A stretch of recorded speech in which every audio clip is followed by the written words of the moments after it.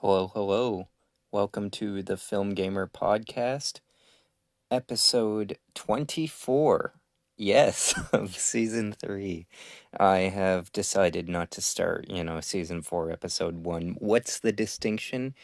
Absolutely nothing. It's kind of like daytime TV where it's like, have you ever, you know, I see on Twitter, people are like, sharing things like, oh, I looked at this old episode of Carson and it hasn't aged well. And it's like, who is going back and watching old, complete episodes of a live talk show? Like, it would be an interesting thing as a relic, but to, like, I don't know, the habits of people online are like, well, this hasn't aged well. Like, things age. There's nothing wrong with aging. Like, back in my day, when somebody said like something hasn't aged well, what they really meant was that it was crap. Like the CGI was just straight up terrible. And it's not even that it was aged well or that it didn't age well. It's that it wasn't good to begin with. And that's honestly, is the core of my argument. Like if you watch um, Mission Impossible from 1996, there is CGI in it. It's the CGI section of the climax of that film. In the film, the hero, Ethan Hunt, is exposing the villain, Jim Phelps, and he chases him down on top of a bullet train, which is uh, more thrilling than the train sequence in Mission Impossible Dead Reckoning Part 1. The music is better. The editing is better. The focal length of the camera that has the motion blur is better. Um, and, everything comes together. It's better filmmaking. The CGI when the helicopter flies inside the train is not good at all. But like little things like the lens flare and stuff. So you could say, yeah, the CGI hasn't aged well.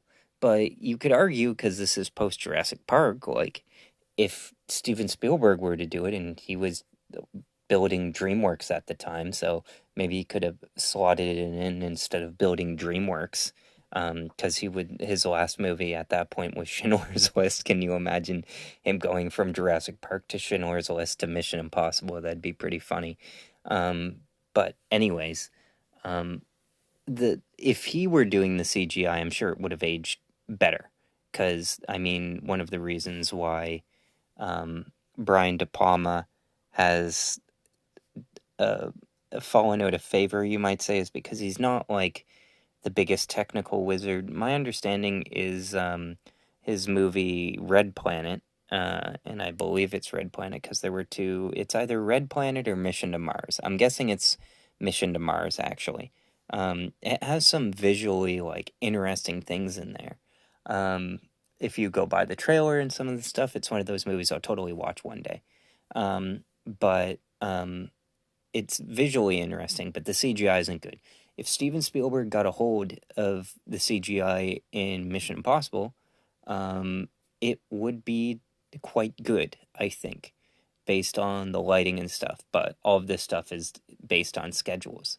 Um, but the notion of something not aging well implies that it was perfect at the time or served really well at least at the time. So people going back and saying things like, "Oh, this aged poorly," when it's like Oliver Reed, who's like a notable misogynist drunk ass, actor who I only know from Gladiator, the first Gladiator. He died and they CGI'd in what is really great CGI, by the way.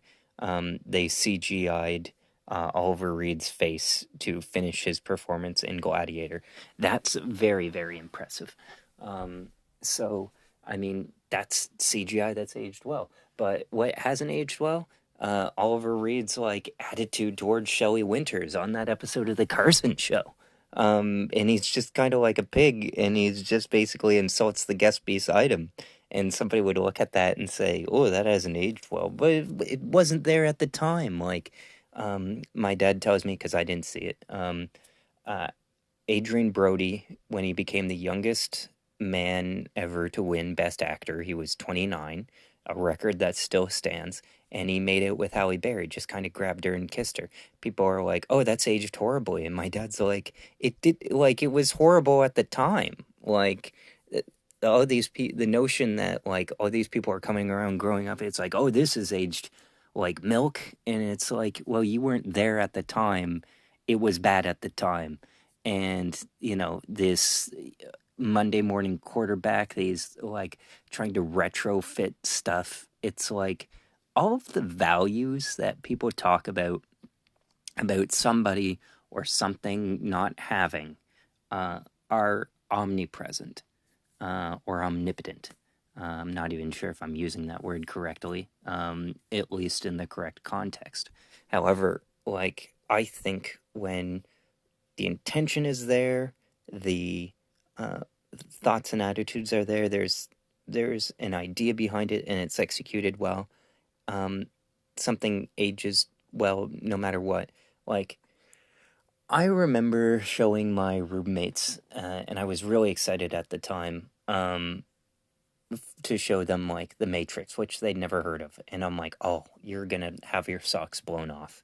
And like, I showed them the opening sequence, and it wasn't as impressive. I was actually let down watching it, like the piece of it for the first time. Like, oh, I should have showed them, the fight with Agent Smith, at the end, rather than the opening sequence. Because some of the CGI, it's not that it doesn't hold up; it's just not as strong as it was. But there's nothing when you look at it where the lighting is incorrect or something like that. Like the direction, it still has its place. It's just not impressive. So I think, we can talk about whether it's something technically or whether it's somebody's ideas. The notion of something aging poorly implies that it worked well in the first place.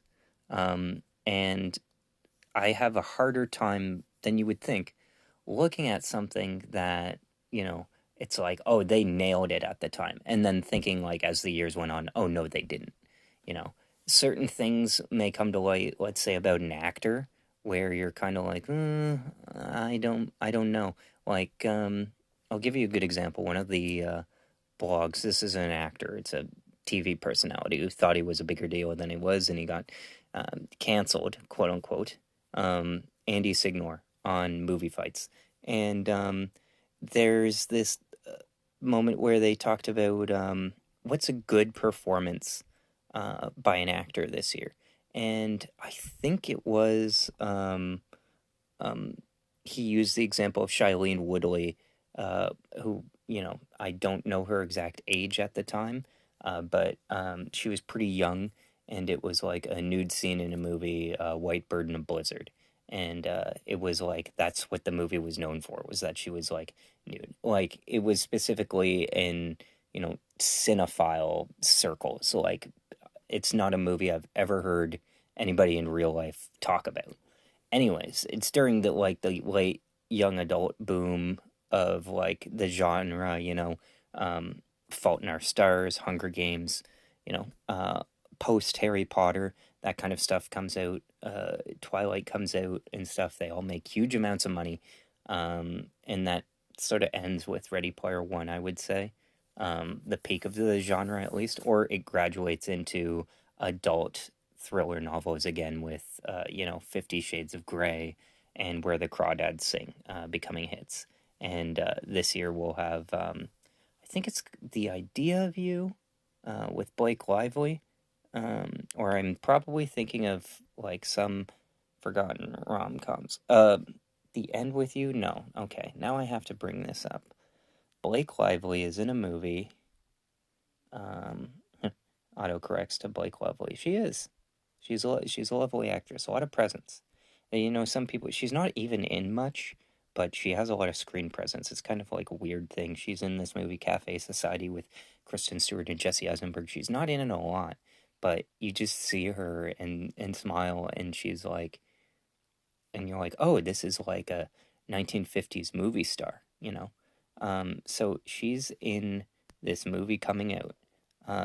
That'll be like a date movie for people to come to. It ends with us. Yeah, there's like 20 different versions of that, and that is based on an international best-selling novel from 2016. And it's basically about a girl who, falls in love. It's all very romantic, blah, blah, blah. He's a sweetheart, and then boom, he turns out to be abusive. And then boom, turns out that like her childhood crush comes around the corner and stuff like that. And they're adults and stuff, and it's about her being trapped in a relationship, and I'm sure it's very entertaining. She's not in very many movies. Blake, the last movie she was in was like 4 years ago, and that was the Rhythm Section, which unfortunately was terrible. Even though it could have been really cool, it wasn't. But how did I get to this from It Aged Well? I have no idea. But my point being is that something worked in the first place.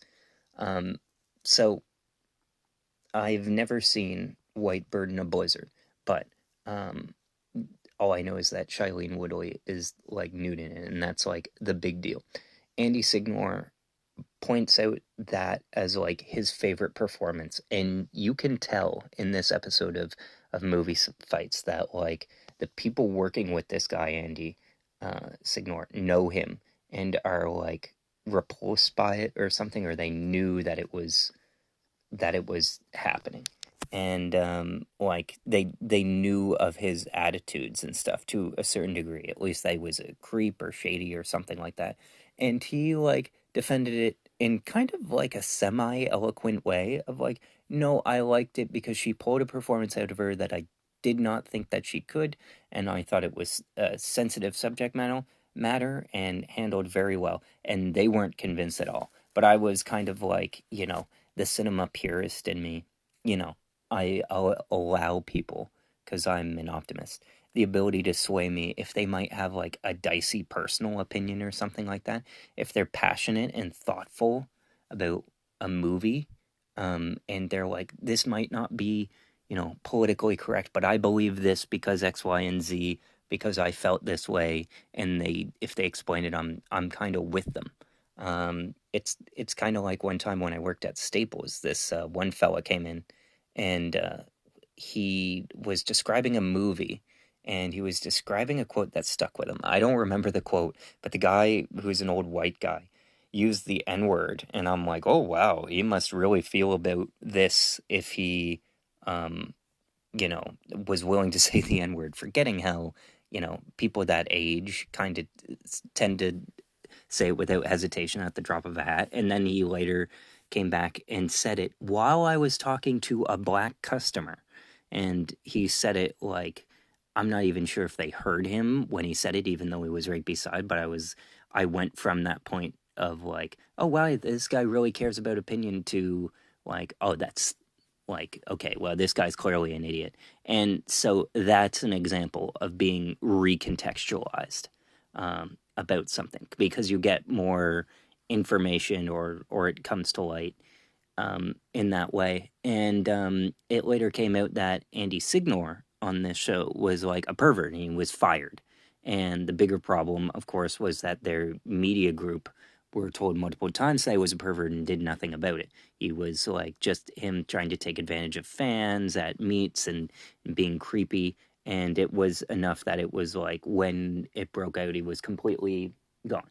But like when he explained about that Shailene Woodley performance, I was kind of like, oh, okay, like, I believe Shailene Woodley is a good actress. Like she's a decent actress. So I was willing to believe, oh, you know what, she was really good in that. But no, it just turned out he liked it because he was kind of a pervert. And again, this was her. I'm trying to think. This was in 2014. So if it's in 2014 and she was born in 91, 2001, 2011, you know, so like 20, 22 years old, or something like that. So, or was it? Because that's when the movie was released. Remember that movies uh, do that. So if this was, when was this made? Do they even have it? No, they don't even have it. Box office critical response. I usually think like a year before, but we don't know. Um, it premiered at the 2014 festival and was done 9 months later. So if it was completed by Sundance, then she would have been, yeah, less than 21 when she did. But anyway, she was still very much seen as a child, and we went through that with like Zendaya, where there was this movie Zendaya did called Malcolm and Marie, where she was still playing a high schooler on Euphoria, and she was with John David Washington, and she was like 24, but she still looks like a kid. Um, and this is like 2020 or 2021 or something like that. So people were like super appropriate, and it was like the first thing where the age gap discourse kind of went overboard, because it's like she's 24, he's 36. Yes, it violates the divide your age in half plus 7 rule of like decency, but it's like between somebody in their 20s and 30s, it's like, okay, are we really going to care? Like, you're going to feel that way about that, but you're not going to um feel that way about any of the stuff goes on Euphoria. Come on. So it was a situation like that where somebody appears younger. In fact, I mean, I'll get to it right now. There's a discourse going on now. Last of Us season 2 is being filmed. Last of Us 2 for PlayStation 4, great game. Well, yeah, great game. The physical gameplay mechanics of it are kind of, I don't want to say dated, but they don't match up to the story of the game. So it should, if done well, be a better television show than video game, if it's done well. Of course, the last few episodes of season 1 of The Last of Us aren't super well directed, so it doesn't have the impact it should. Like, it should stand the test of time. Instead, people are just kind of like, okay, we're waiting on season 2. And in Last of Us 2, Ellie seems significantly older. Like, you would think she goes from 14 to 24. In reality, it goes 5 years later, so she goes from 14 to 19. And Bella Ramsey, who plays Ellie, is 20 in real life, filming right now. So it should come out about next year. Or if they really wanted to push it for Christmas, they could. What's the benefit of doing it at Christmas? Kind of nothing, unless there's a spot on the schedule or something. They'll probably do January again. It depends on HBO's scheduling, and that bothers me how they do it based on scheduling. And TV shows take 2 years now, but I'll finish this up and get back to it. But basically, there's a cohort of people, and I used to be like this too before I knew about the industry, but it's just weird because, as I've touched on before, I feel like the industry grows up all at once and everybody around, but like people are seriously like, not it'd be cool if, but a total fan cast are like, oh, they should recast Ellie um, with the girl Kaylee Spenny from Civil War. And like I heard people mention it, that she seemed a lot like Ellie. And then I watched Civil War. I'm like, okay, she actually very much is like Ellie, except she's more attractive because Ellie was based, although they can't say it, on Ellen Page, pretty much um, before they came. He became Elliot Page. Um, so in 2013, post Juno and all that, like that was the idea of who this character was. So, anyways, um, Bella Ramsey seems like, um, approximates Ellie pretty well. She's not exactly like her, but she's like very much like a kid, even though she's a lot older. And the story of Last of Us Part 2 takes place with like a more grown up, more mature Ellie. And she's like 19, she's like a 24-year-old, and she basically goes on a revenge mission to Seattle, basically. And it takes place from the point of view of her and the point of view of the villain, who's Abby, who's like a girl who's, they're similar ages and stuff, but Abby is a tank. Now, The Last of Us has its fair share of haters, and by haters I don't mean people who hate the show. I mean toxic fans. And yeah, this is a good example of that, because people hate um, The Last of Us 2 for the way it treats the character Joel, which is kind of the only way that makes sense for the game. And I don't think I'll spoil because I don't need to. But he's out of the picture basically for a lot of it. Like, it's not his story, it just follows Ellie instead. And it could basically follow Joel and it elects not to. And the game, because it follows Ellie, people are like, "Oh, this is woke. This is what," tossing it around in the way that I hate, that it doesn't make any sense. Because to me, woke is being aware, like culturally aware of where things are and how they shift. That doesn't mean every single character is a BIPOC. So, like a woman who's biracial or person of color, or is part of the alphabet mafia or something, LGBTQ two plus, um, I. Um, so that's what people seem to take as woke. The movie Watchmen, not the movie Watchmen, which is terrible. The television series Watchmen is woke. You wouldn't really think of it watching it. You'd just think, oh, that's a good show. But, like, it's very representative of, how things are in America, cultural climate, and all of that stuff. um, you know, Get Out, which to me popularized the term when its filmmaker Jordan Peele called it like a woke thriller. And of course, now people have like thrown that word around to basically mean anytime there's a black character. And to tell that this went too far was there was a picture of Jurassic World Dominion that came out, and it was Chris Pratt and just a random black woman played by DeWanda Wise, who's a good actor, and I can tell because Jurassic World Dominion is terrible, and her character is actually like good and compelling in a very terribly written movie. Where I'm kind of like, I'm kind of into who this character is and stuff. So it was one of those cases where she had to be really good to like get the attention, to like be cast in that role, and she did very well in it. Because I can tell when filmmakers don't hit it or actors don't hit it, but no one else can that often, which is why you're listening to this blog. But anyways, DeWanda Wise, good in Jurassic World Dominion, but some Twitter troll is just like, "Oh, I'm so tired of this woke shit," and it's just a guy who just doesn't even have his own face as a character avatar on Twitter. Um, yeah, so that like to me was the first time where I saw somebody uh, basically get mad at a movie because they cast a black person. Um, yeah, it's so that was the first where people complained it was too woke. But how did I get to this from The Last of Us Part Two? Well, I mean, the actress Kaylee Spenny is in Civil War. She looks like Ellie. She is 27 years old, but she is the smallest person on screen as an adult that I've ever seen, and she does look like a literal child, even though she's 22. Um, so the funny thing is that people think that she should play Ellie because she reminded so many fans of Ellie, of who they think Ellie should be. In this case, like a more attractive girl, basically.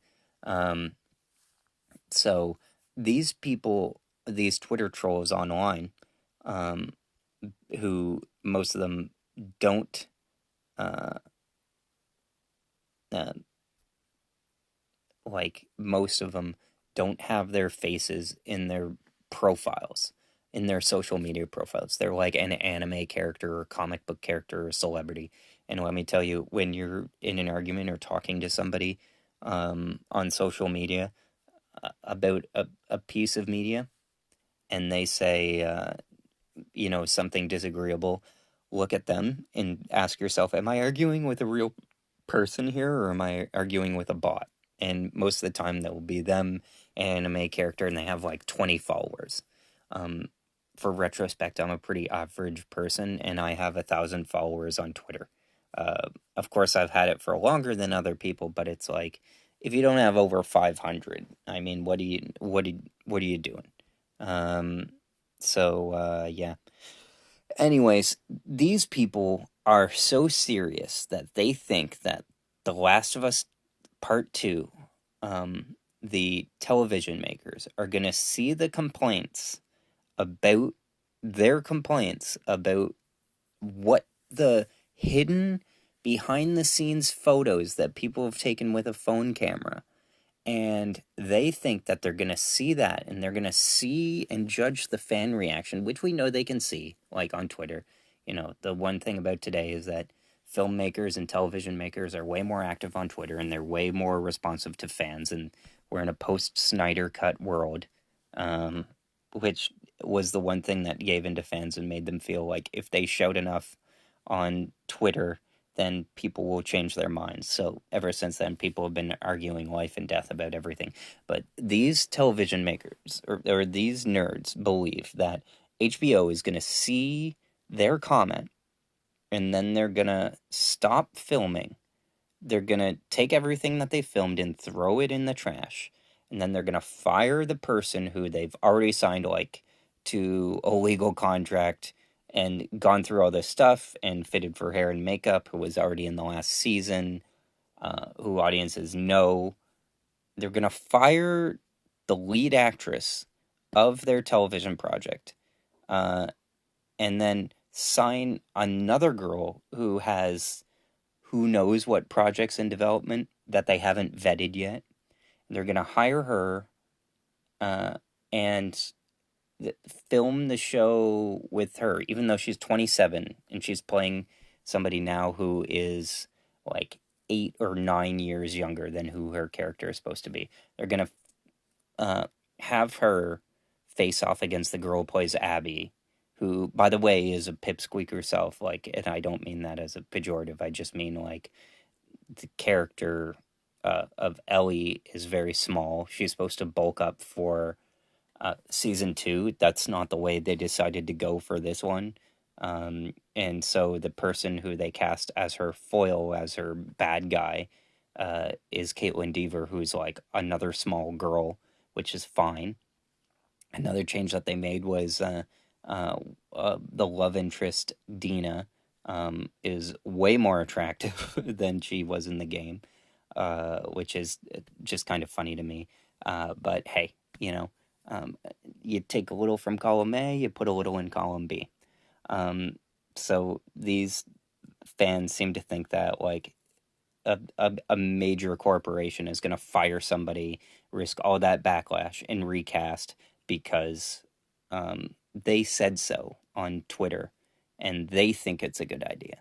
That is so unbelievably realistic to them that like they'll just fire somebody without cause. Like it's like a workplace. Fire somebody who's doing a great job, who's gotten good reviews. Fire them without cause. Hire another person who they haven't directly worked with. I mean, she's done some work with Warner Brothers, Kaylee Spenny, but like hire her, stop production, throw everything out, reshoot every single scene because she's like the main character that they've been shooting since February, and then um, uh, just to appease the fans. And it's like absurd. And the weird thing to me is that like men in their 20s who like are self-confessed like super nerds and stuff that know nothing about the industry, the amount of them that I see of the kid brain logic is kind of unbelievable to me and very frustrating to me, especially when they're more successful, because it's, I mean, a lot of them, I guess they believe their own BS so much that they will believe in popular ridiculous notions that won't happen. It's like, oh, I saw one thing that went viral. This was a tweet, and it's like Steven Spielberg in talks to direct, new Fantastic Four movie, and then it's like Steven Spielberg, Martin Scorsese, and this was absolutely serious. That Steven Spielberg or Martin Scorsese would direct a Marvel movie when they're both clearly so successful that they don't need to, have repeatedly politely stated that they're not interested in doing one, and at this stage in their career don't need to do the films that they really want to do.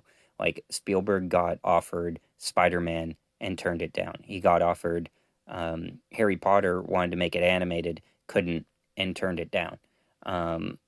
James Cameron was offered Spider-Man, turned it down. David Fincher offered Spider-Man. His pitch was kind of rejected, but you could say that he turned it down, basically. Um, So, because he probably, if he hustled, he probably could have gotten the amazing one with Andrew Garfield from like 2014s and stuff. These people don't need to do it, but this tweet goes viral that it's like the biggest directors in Hollywood who are like names if you ask somebody on the street of like, who's this person? Um, it says that they're directing a Marvel movie. People people believe it. Um, and it's just not remotely plausible, but it's exciting, so that gets shared. And it's like the same thing I see sometimes with my parents or my dad, like flip through the news on their iPads and they just see fan theories or something on YouTube. And it's just like 90% speculation, one small sliver of a quote. And it's like, well, we know this, we know this, we know this. And then like a giant, like essential lie. Um, and it's basically like I say to myself sometimes, it's like, man, if I just decided to lie and create fake news as part of like my film page, I could do it pretty convincingly to the point where I could essentially steer these companies into what I think like they should do. But like to me, it, I'd like to do it, but it like sells out my integrity. And these fan pages, they have no integrity or they're too stupid to have integrity. I don't know which one it is, but that's the stage where we're at. Like the logistical um, avenue of this is that they keep filming Last of Us till June because these things take like 6 to 9 months now. So we'll give them like the 6 months from like January to June that they're filming. They'll film on schedule. They'll do the post production effects. They'll probably do them post sometimes. If the show were on more of a schedule crunch, they would do it simultaneously, the post production and regular production at the same time. But they don't need to do that because they have, the House of the Dragon. That's it. So, I mean, it depends. Casey Bloys, who's the head of HBO, um, when he wants the new season would essentially dictate when it's supposed to happen, and they haven't formally announced. So it's common sense would say that Last of Us season 2 will premiere January 15th, 2025, just because that's 2 years to the day when the Last of Us season 1 premiered. If you want to be more specific about that, let's see here. I would say January 12th is the most accurate time for it to do. And then it would run, uh, 10 episodes, so 10 weeks. So that would be 1, 2, 3, 4, 5, 6, 7, 8, 9, 10. Run until mid March. Um, so, I mean, that's the basic common sense run of how The Last of Us will do, and it'll basically finish filming in June and have at least 3 months of post production special effects. So September, and it will be mostly ready by October. Now, if they're planning a giant sequence, and there is a giant sequence in The Last of Us Part Two, uh, with Abby, who's the villain, because half of the campaign follows her, where she goes into the basement of a hospital and finds a monster that is a giant, like, uh, the size of like 20 people attached together. And that's like a monster that you fight. And I'm so, ever since The Last of Us TV show was announced, um, I've been very excited to um, see how they're going to put that on screen. But they also talked about chopping it up further, um, and which I don't want them to do. But at the same time, it's also a show where the first episode, like it should be a 13 episode season, and it's 8 episodes, so they cram a lot into there. And if you watched The Last of Us, you'll find it's a bit rushed. Like they really could have taken their time on that. Why they didn't? Maybe they had already overspent on their money, but with season 2, they should have all the money that they want. Like HBO knows that this is their crown jewel, but they also respect their creators. Um, a good example is Game of Thrones, where the studio wanted it to go 10 seasons. George R. R. Martin wanted it to go 10 seasons or 13 seasons. The actors wanted it to go 10 or 13 seasons, and the creators were like, no, we want to finish early so we can do our Civil War project that takes place in an alternate history where the South won the Civil War and stuff like that. And blacks are still enslaved, but it's like modern day. And they killed Game of Thrones to um, finish that quickly because they were running out of George R. R. Martin's material. He hadn't come out with the latest book yet. So they're just like, okay, well, we'll loosely do what George R. R. Martin has outlined, and that'll be the ending to Game of Thrones. And most people hated it because it's done pretty poorly because they were kind of running on fumes because they didn't have the material. And then they cut that down and then had a disappointing ending. Most people hated it. And then that Civil War project got canceled and they never did it. And the Star Wars project they lined up got canceled and they never did it. And then they ended up doing Three Body Problem, which just got renewed essentially to save face, to wrap up its two extra books that it has to adapt. And they're going to do, I don't know, probably like a season A and B situation, but watching that show, which I remarked on, back in March, it's like not good, like straight up not good. I don't know what all the other critics have been drinking, thinking that it's good, but it's not. So that's what they're working on. And it was not the biggest hit, it underperformed. And then it stuck around in the top 10 a bit longer. So Netflix is like, okay, this is a big hit, but not a giant hit. Let's just pay the money to finish this up as quick as we can. And that's where we're at with the creators of Game of Thrones making their show. The Last of Us, they only have two video games to go off of. And the first one adapted the entirety of the first video game, the first season. So this one theoretically should do the entirety of the second season. But they could, like, be creative with it because the guy who runs Naughty Dog is also the co writer of the show. Um, so, in case you're wondering why Naughty Dog hasn't come out with a game in 4 years, it's because the guy who runs the studio is also creating um, uh, the television series and not making games. He should frankly be replaced, but he has too much power. This is like the most successful TV show of the decade, and it's making Sony, who's like the production company behind it, a lot of money. So if Sony's making a lot of money, even though they're not making video games, and it's a TV show, are they really going to care that their crown jewel of a studio is not coming out with games? It's a concern, but if the money is coming from elsewhere and it's a growth opportunity, then no, they don't care too much. So they're filming season 2. They're sticking with the actress that they have. They're not going to change. Social media fans are delusional, and that's where we're at with The Last of Us. Um, so, yeah, this is season 3, episode 24. I'm going to go for 27 after all because I'm like, wow, I might not make it to episode 27 of season 4 if I structure it, you know?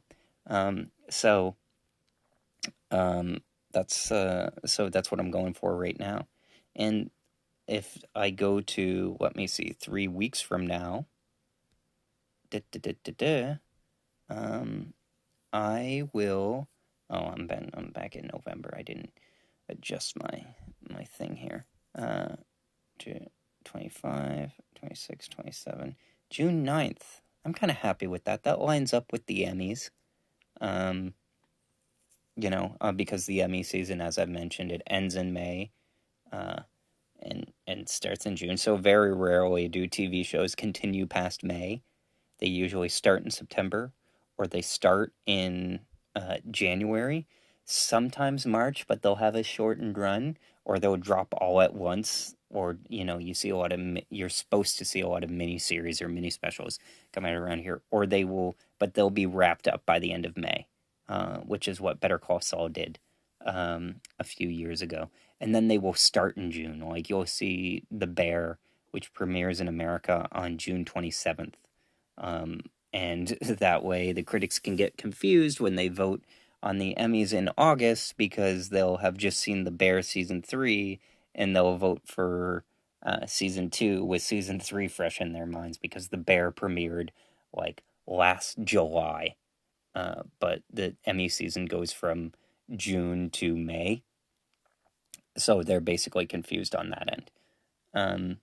So I have a bit more of a structure for this season's episode. Thought of a few new segments. So the box office report, pretty standard. Then I'm gonna get into my favorite movie that I saw this week. So it's not a new movie; it's a movie from 2018.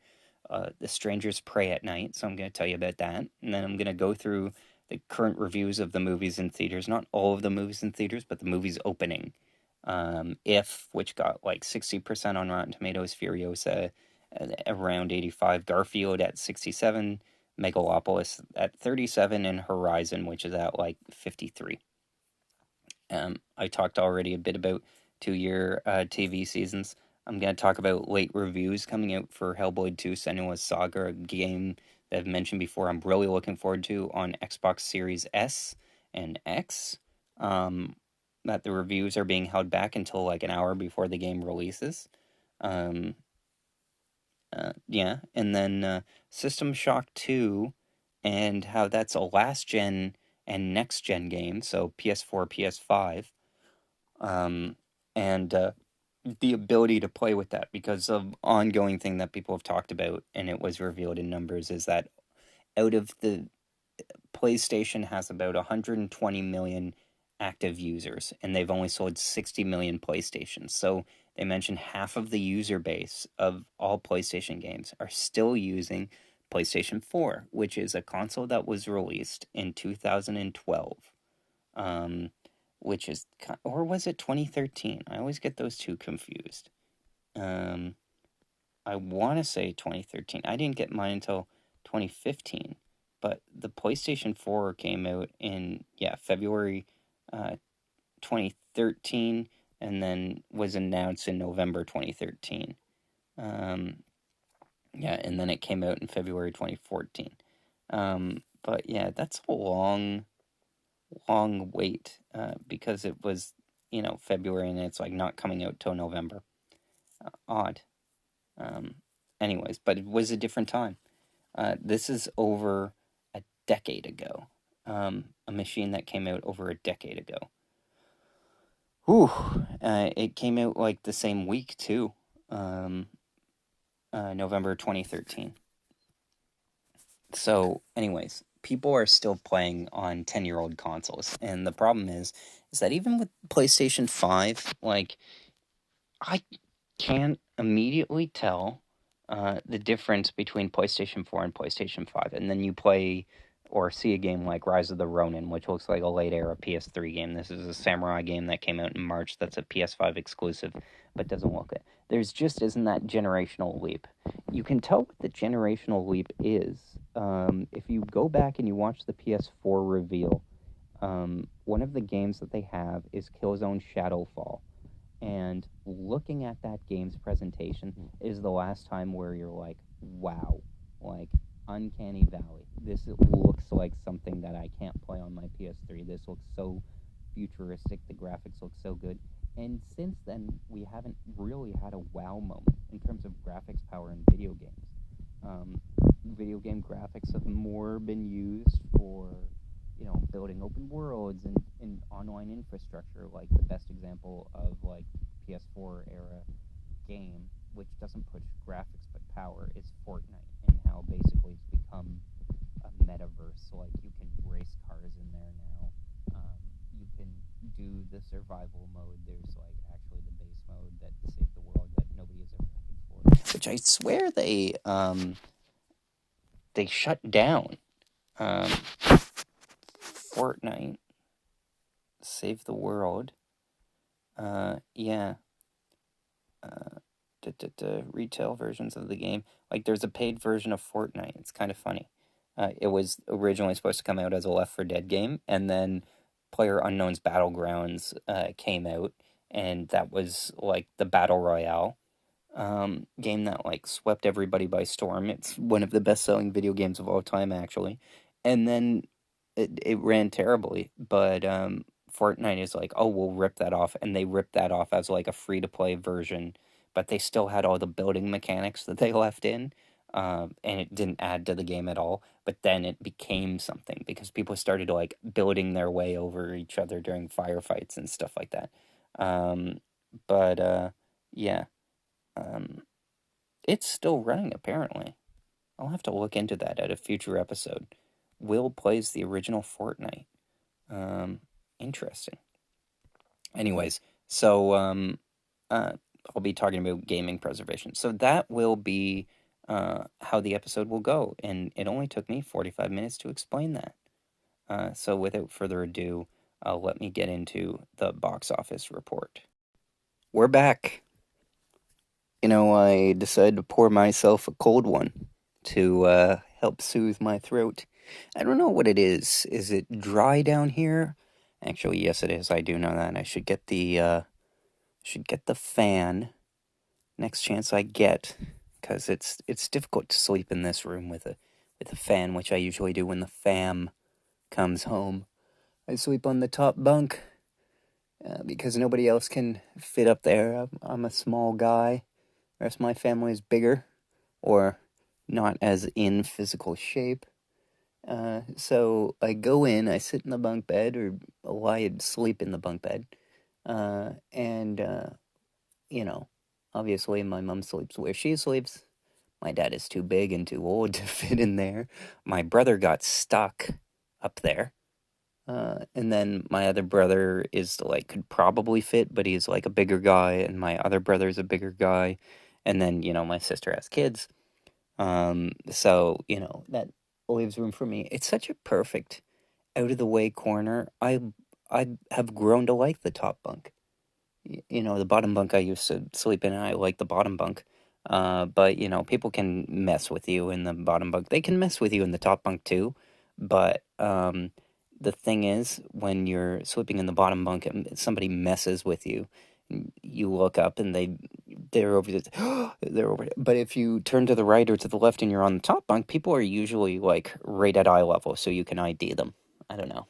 What what does this have to do with anything? Absolutely nothing. Other than to point out the fact that I am recording in a dry place and need to plug in the fan at some point. So, as I said, I'm decided to pour myself a Michelob Ultra in a plastic glass, a big plastic glass, because I hate the clinking sound in a glass. It's just irritates me. It's noisy. And when glass falls, it breaks. Um, I'm usually a tall boy out of the can kind of thing, but my beer was in the basement, and the top of the can was dusty. I'm like, okay, I'm not even gonna clean this off. It doesn't feel right. What I am gonna do is pour it into a cup, and then add some ice cubes into it. I have about 5 cubes. I'm not even a big cubes guy myself, even. Um, However, um, the I like the sound that they make against plastic. It's just kind of a knock knock kind of thing.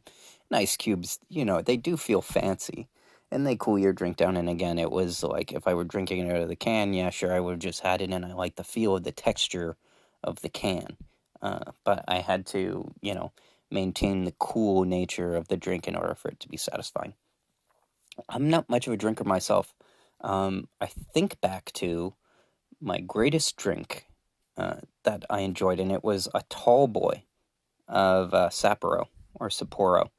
And I was sitting in front of a 42-inch TV in the the family living room of the main house in second year, which I didn't, if you know me, I had a tough time in second year. I had a real tough, I'm just going to say, a bitch of a of a landlord who also lived with me, and her dad paid for everything, so like she ran the show and whatnot.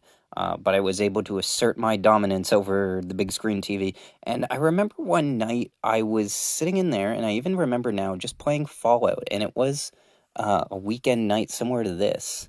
Was like a Saturday night, and I remember just pouring my drink. No, I drank it straight out of the can.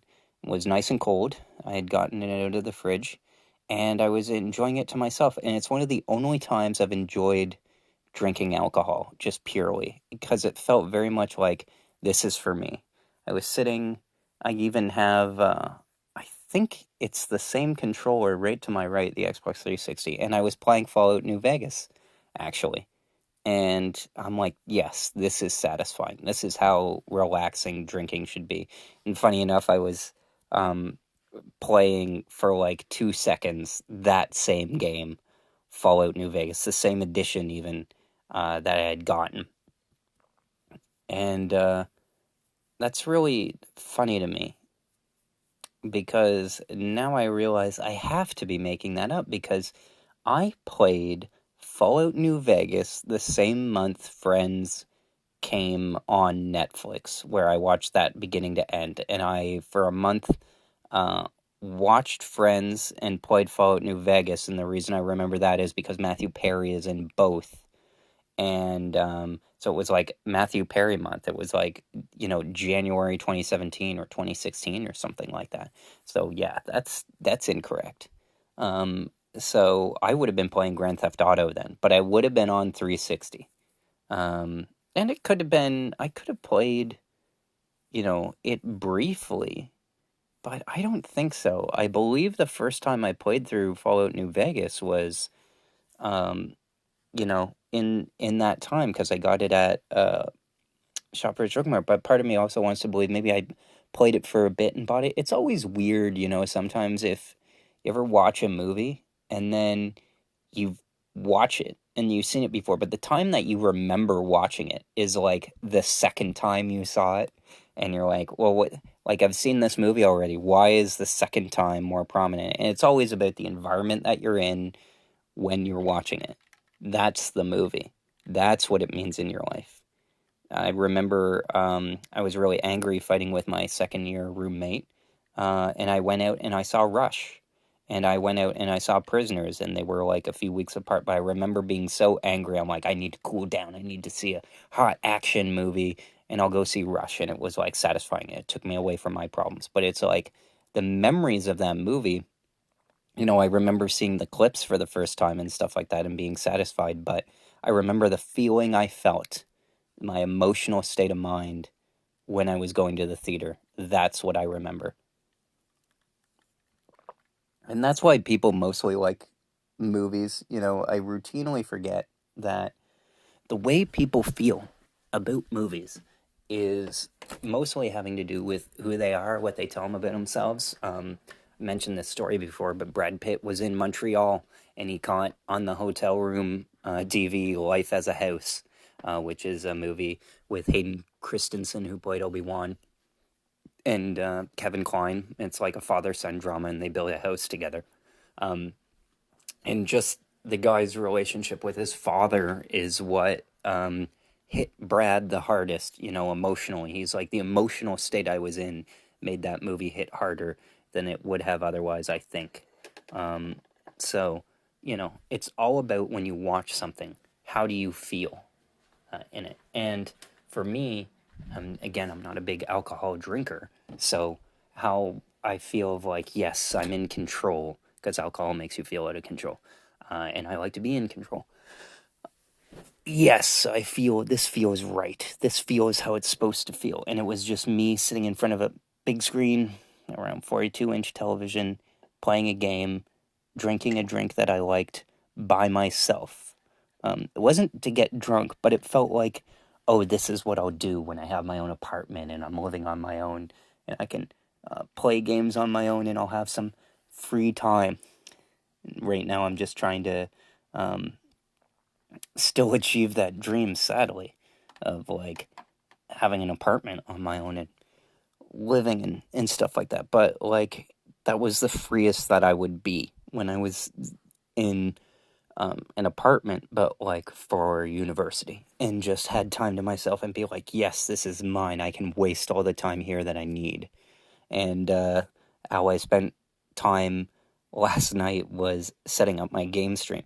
So you've probably seen it if you've seen my YouTube page under the shorts where I show you my setup, and right in front of me is like a webcam, which I need my magnifying glass kit. Actually, I just realized I could use that instead of repositioning the camera into something awkward. But in front of me, I have my Xbox One. To my left is my PS4, which is under this bunk bed here, and then I have underneath that an Xbox 360, which is being held up by a hardcover children's Bible. And I thought to myself, I'm really glad I'm a Catholic, because if I were a Muslim, I would not be able to use the Quran. That would desecrate it. But I'm a Catholic, so I don't need to give a shit about that rule. And, maybe there's members of the Nation of Islam that actually secretly feel that way about Qurans. I remember my roommate, this is my roommate in second year, the house that I didn't like, where I was playing video games a whole bunch, asserting my dominance in the living room. Anyways, there was one other guy who I lived with there, and he was like a vampire because he was only ever out at night. And he talked to me about the Quran, and I was given a Quran because it was Islam Awareness Week a few months before that, and they generously gave one, which I still have today and keep with me. And uh, he said to me, if if you desecrate a Quran, like just toss it on the floor or burn it or something, and then you try and pick it up afterwards, something weird will happen to you, like a feeling inside your body. And I'm like, oh wow, supernatural. But also, why would you burn a Quran even if you like didn't like? Why would you do that? It's just like weird. It's just like a weird thing, man. But it's like, you ever have somebody say something weird to you and you're like, man, this is so out of pocket, but I'm going with it, And you're just kind of like, I want to see where this is. I want to see where this goes. That was my roommate. He was really great to listen to. Those people who say stuff so willingly, so unhesitantly out of pocket. Those are the people who are worth having conversations with.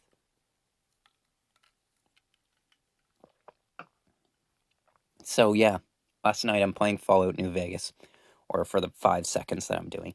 And I'm trying to get my setup where I have it playing on Twitch, have it playing on YouTube, and have it playing on TikTok, streaming simultaneously. And that is very hard to do. I look up some things and they're like, oh, the classic problem anytime you're looking for a tech solution is you go on the internet, how to do this, you look and it's a YouTube video, and then it's like, what's up, everybody? It's Damon here. How you doing? Keep it locked to IGN.com. Now, first, a word from our sponsor, blah, blah, blah, blah, blah, blah, blah. And then there's a commercial break. And then it's like, well, a lot of people want to do this, want to know how to do this. Well, the history of this is X, Y, and Z. And it's like, oh, man, just get to it. And it's like, well, there are 3 options that you can do. The correct way, which I like to do it, the dumb way, and the best way. And a lot of people, it's like, I don't care, just tell me how to do it. And then it's like, well, the best way to do it is to buy this plan and spend money on this thing, which technically you could do with the proper skill set, and I have the wherewithal and knowledge to tell you now, but I'm not going to, because I'm bought and paid for. By the way, shout out to Damon Hatfield. I'm sorry to use your name. It's just Damon is so the YouTube like centric name that exists on YouTube to me. So shout out to you, Damon. Take it as a compliment. I used you and not Linus. Anyways, and then by then you've run out of patience because it's been like 8 minutes.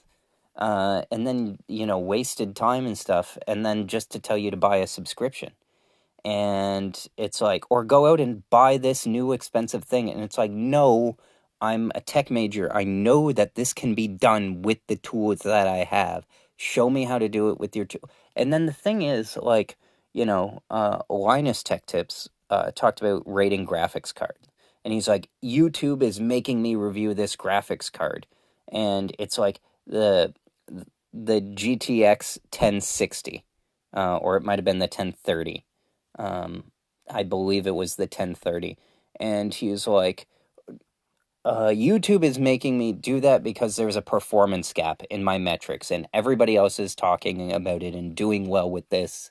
But I don't like reviewing this graphics card because it's a bad graphics card. And he's like, just for $50 more or $100 more, you can get a graphics card that's more bang for your buck. It's like, okay, Linus, but like, people are poor, okay? They're not gonna spend, even if they love it, all their time. Like, if I'm a kid, I can scrape up now maybe $110 for something, and then I can have my parents like lend me something. But that's like a birthday gift's worth of like stuff. And the GTX 1030 is like a $130 graphics card.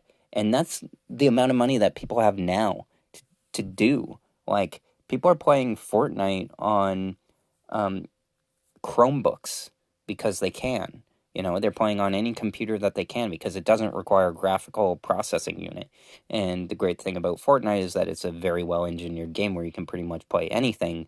But that's why people are playing on that, because of accessibility. So these YouTube notions of like, oh, just go out and spend, that solution that you could solve now, well, you can solve it now if you spend money on this item, which I'm being uh, promoted to promote. You know, they're giving me a bonus for mentioning it, and it's like, I don't want to go out and buy something. The technology exists now to solve it. It should be doable, and it's just the way of branding and stuff ensures that you're like forced to do something one way and not the other. Although, on the 10th occasion, um, 9 times out of 10 that it's a scam. This time is the 10th. If you do give your information and sign up for something, occasionally it works. And that's what I did today to try and do an AI photo that's out of focus. And I'm like, there should be a way for an algorithm to take a blurry photo and figure out the colors and general stuff around it, something like a half decent Photoshopper could do, and put everything in focus, like raise the contrast, paint, that kind of thing.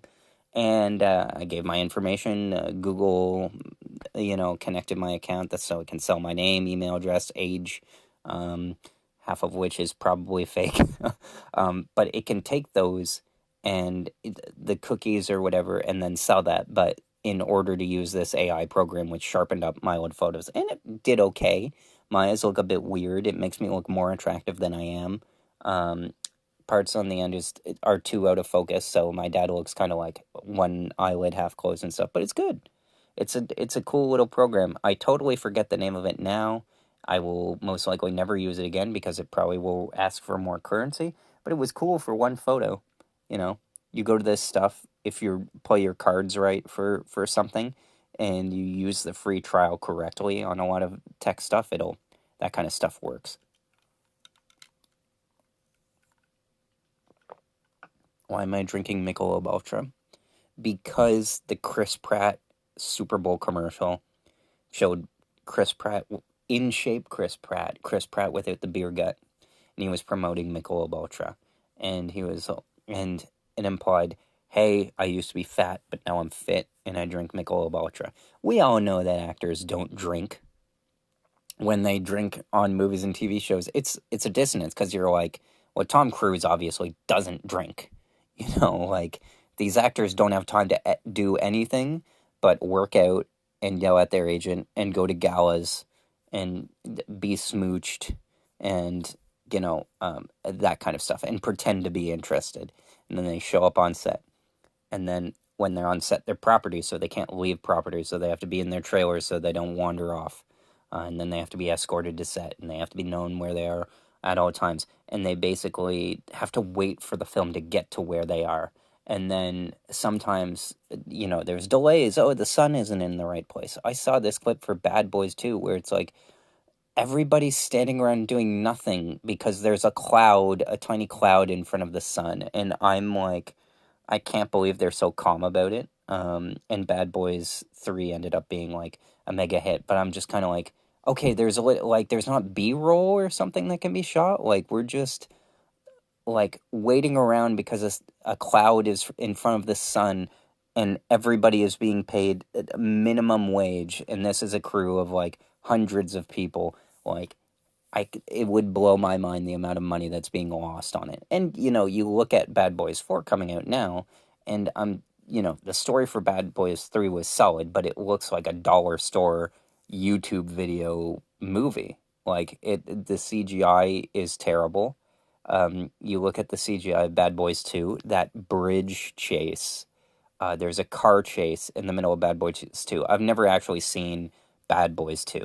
Um, all the way through. I watch it on TV a lot. But there is a car chase where an 18-wheeler with a row of cars gets stolen. Those like 18-wheelers that have cars on the back of them and tow cars and stuff like that. The bad guys take off in that. The good guys take off in a Porsche. And the bad guys to throw off their trail, they start like dropping cars out of the back, but some of them are on the chains, and then the cars swing around like wrecking balls and stuff like that. And then, the police get involved, and the police are skidding around, and there's explosions, and cars throw the cars extra long. It's a Michael Bay joint, things go boom. It's one of the best action sequences I've seen, even though the movie itself is like does not hold together plot wise at all. But that sequence is awesome, so watch it on YouTube. The highway chase across the Florida Bridge in Bad Boys 2, all timer, amazing sequence because they use real cars and they composited like CGI in it. But like the harder object, the one that which your eyes are following, is like the actual Porsche. So they'll have the Porsche do a stunt driver, and then they'll have a car off to the side flipping it, or they'll have it actually skid around, and so your eye will focus on the thing that's moving, so you won't pay attention to the out of focus CGI car. Baby Driver does the same thing, where it's kind of like, well, the first and the last car are CGI, but the real stunt driver and the car it has to get around is real. They just added the, blockades in post. And that's smart special effects. These Bad Boys movies, it just doesn't look good. Like, it's like if I had no training and I was asked to do a Bad Boys movie, and I had to do basically the special effects myself. And it's like, okay, well, I'm focusing on the story. I'm going to make use of Will Smith. I'm going to do all of this, but I have to do the special effects myself, and I have to do the lighting myself.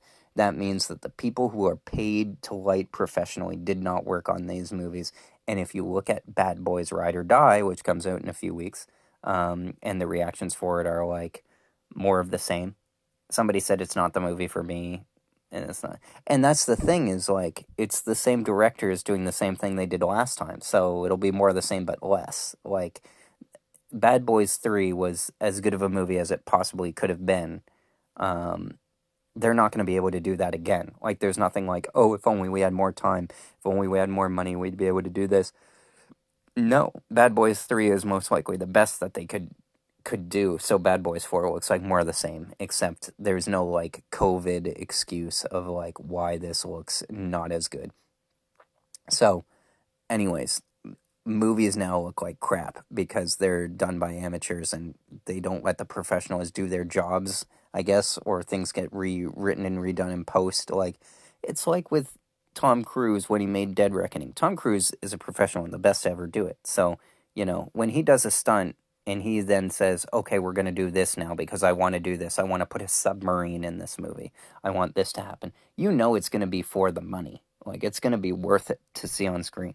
But people have kind of taken that attitude and been like, well, we just have enough time. If we throw enough money at this thing, then we can, like, work it out. And one of the things that Marvel did was they'd shoot a movie and then they'd screen test it and then they'd do reshoots and add in a bit of humor and stuff and fix special effects and stuff. But the problem with that is that, like, when you're not certain about the movie that you're making and stuff gets shifts around, it is difficult for to stay ahead of the movie, to stay on track. And that's basically what's happened, is that for the amount of movies that they've made, they've gotten ahead of them, and now the movies are just CGI mush. And Kevin Feige, who is the CEO of Marvel, getting promoted to now oversee all of Marvel movies and TV all at once means his eyes are on the movies less, and so the movies have sucked. And that's basically why. Because he was good at what he did, he was stretched too thin, he wasn't able to look over everything because of that. It suffered. And that's basically the tale for every studio on some level or another of why CGI sucks now. And it's because there's not enough planning, there's not enough thought, there's too much flexibility and like, oh well, we can fix it later. And because so many people are like that, it like doesn't go as far. And one of the opposite reasons of that, and it's unfortunate because it's a terrible movie, but the movie The Creator, which was nominated for Best Sound and Best Special Effects, has amazing special effects. Um, Cost about $80 million, and they planned it, and they used like actual footage and stuff like that. It was technically very impressive, but they had a plan. They executed on that plan and didn't change the visual effects and gave it enough rendering time, and it looks great visually. Story is terrible, but it does look great. So it was able to make 100 million at least. Um, I don't know if it made any actual money though.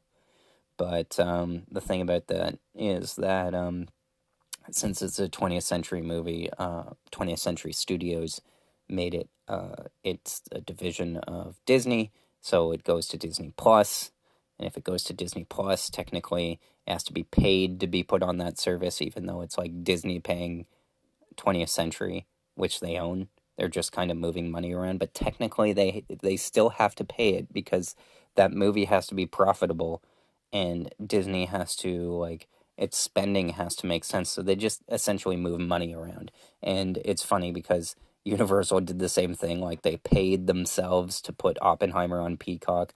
Um, Paramount paid itself to put money to put Mission Impossible and Top Gun on Paramount Plus. It's like ridiculous, but it's a way of just basically shifting the losses to streaming, so it looks better on a balance sheet. They call it Hollywood accounting, but yeah, that's how it is. So what does that have to do with Bad Boys? What does that have to do with things looking bad? I have no idea. But nonetheless, right now I'm sitting in my cool gaming chair that I got for it was like $120, but I got it for Christmas. It was like a big Christmas gift, and I'm like, oh, well, I'm not sure what I think of this. This is kind of whatever, but like it's really great for my back. Keeps my back straight and stiff, which I like.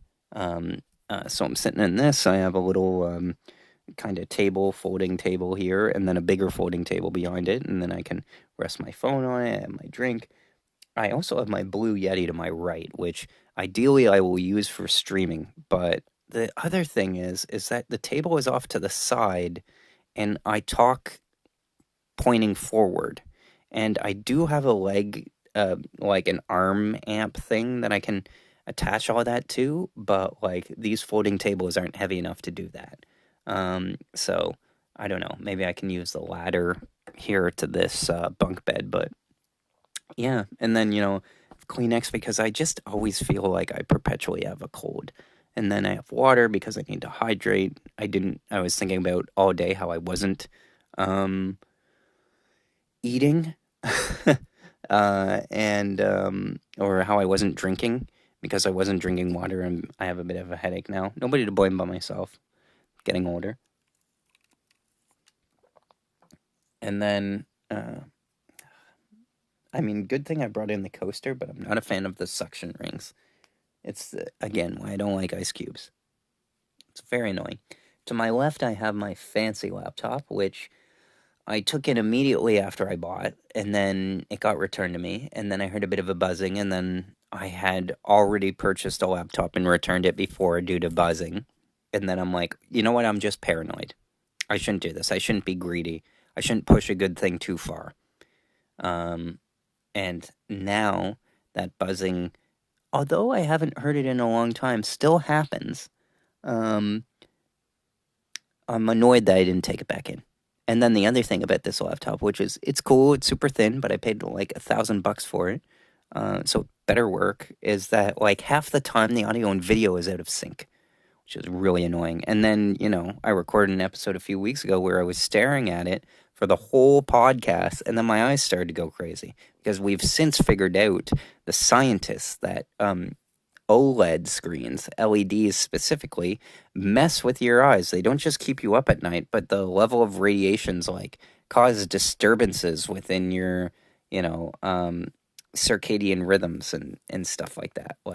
They like there might be lingering health problems of staring at LEDs that like affect your eyes beyond keeping you up at night, which is what we previously thought. But there is research being done at Queen's University, um, which I did do a co-op at, never went to because I wasn't smart enough. But anyway, decent university. Elon Musk went there, which we all use as a bragging point in Kingston, but never graduated from there, so he can't really be considered an alumnus. Anyways, so I run an Elgato game capture machine, which, if you follow Jack Black on TikTok, he'll mention doing because his son likes to do the game stream thing. I bought this Elgato game capture thing, which is a digital video recorder, but for games. You plug it into the back of your game console, it interrupts the feed between that and the TV channel, and then there's another little plug that sticks out. You stick that into your laptop or computer, whatever you want. A lot of people have setups where they stick it into their main computer, and their computer monitor and television is like right by them. Personally, it's kind of like weird to me to have that like one space where all that stuff gets done because I need dedicated to like a workstation and a PlayStation, which is why this has been so difficult for me trying to get streaming to work. But anyways, this Elgato thing, which I bought off Kijiji from a guy who actually used to play Call of Duty professionally. Um, Annoyingly, he did not have the PS3 cable, um, which I would have used to connect to the PS3, obviously, which I haven't done yet. But like that was a cable that was made specifically for that thing, and I bought it because I had no other choice of like game recording thing, and I wanted to take off with the game recording, you know. Even though I've nowhere near recorded the same amount of stuff that I did for my old YouTube channel, where I would just go on my PS4 and hit record, or I would go on my Xbox and then upload to OneDrive and then upload that OneDrive to YouTube. Um, but I wanted it for previous gen stuff, which is now stupid because, Xbox 360 games like Fallout New Vegas are backwards compatible, so I don't even need that. And my Xbox 360 doesn't have it just uses component and then there's a LAN cable, so I can't even record from that. So, it will need to work on the Xbox One. So then the only thing I basically use it for is my Wii U, and that's cool, but it's not enough. But it's like you ever encounter these things of like, okay, if I don't buy this, then I'm never gonna buy it.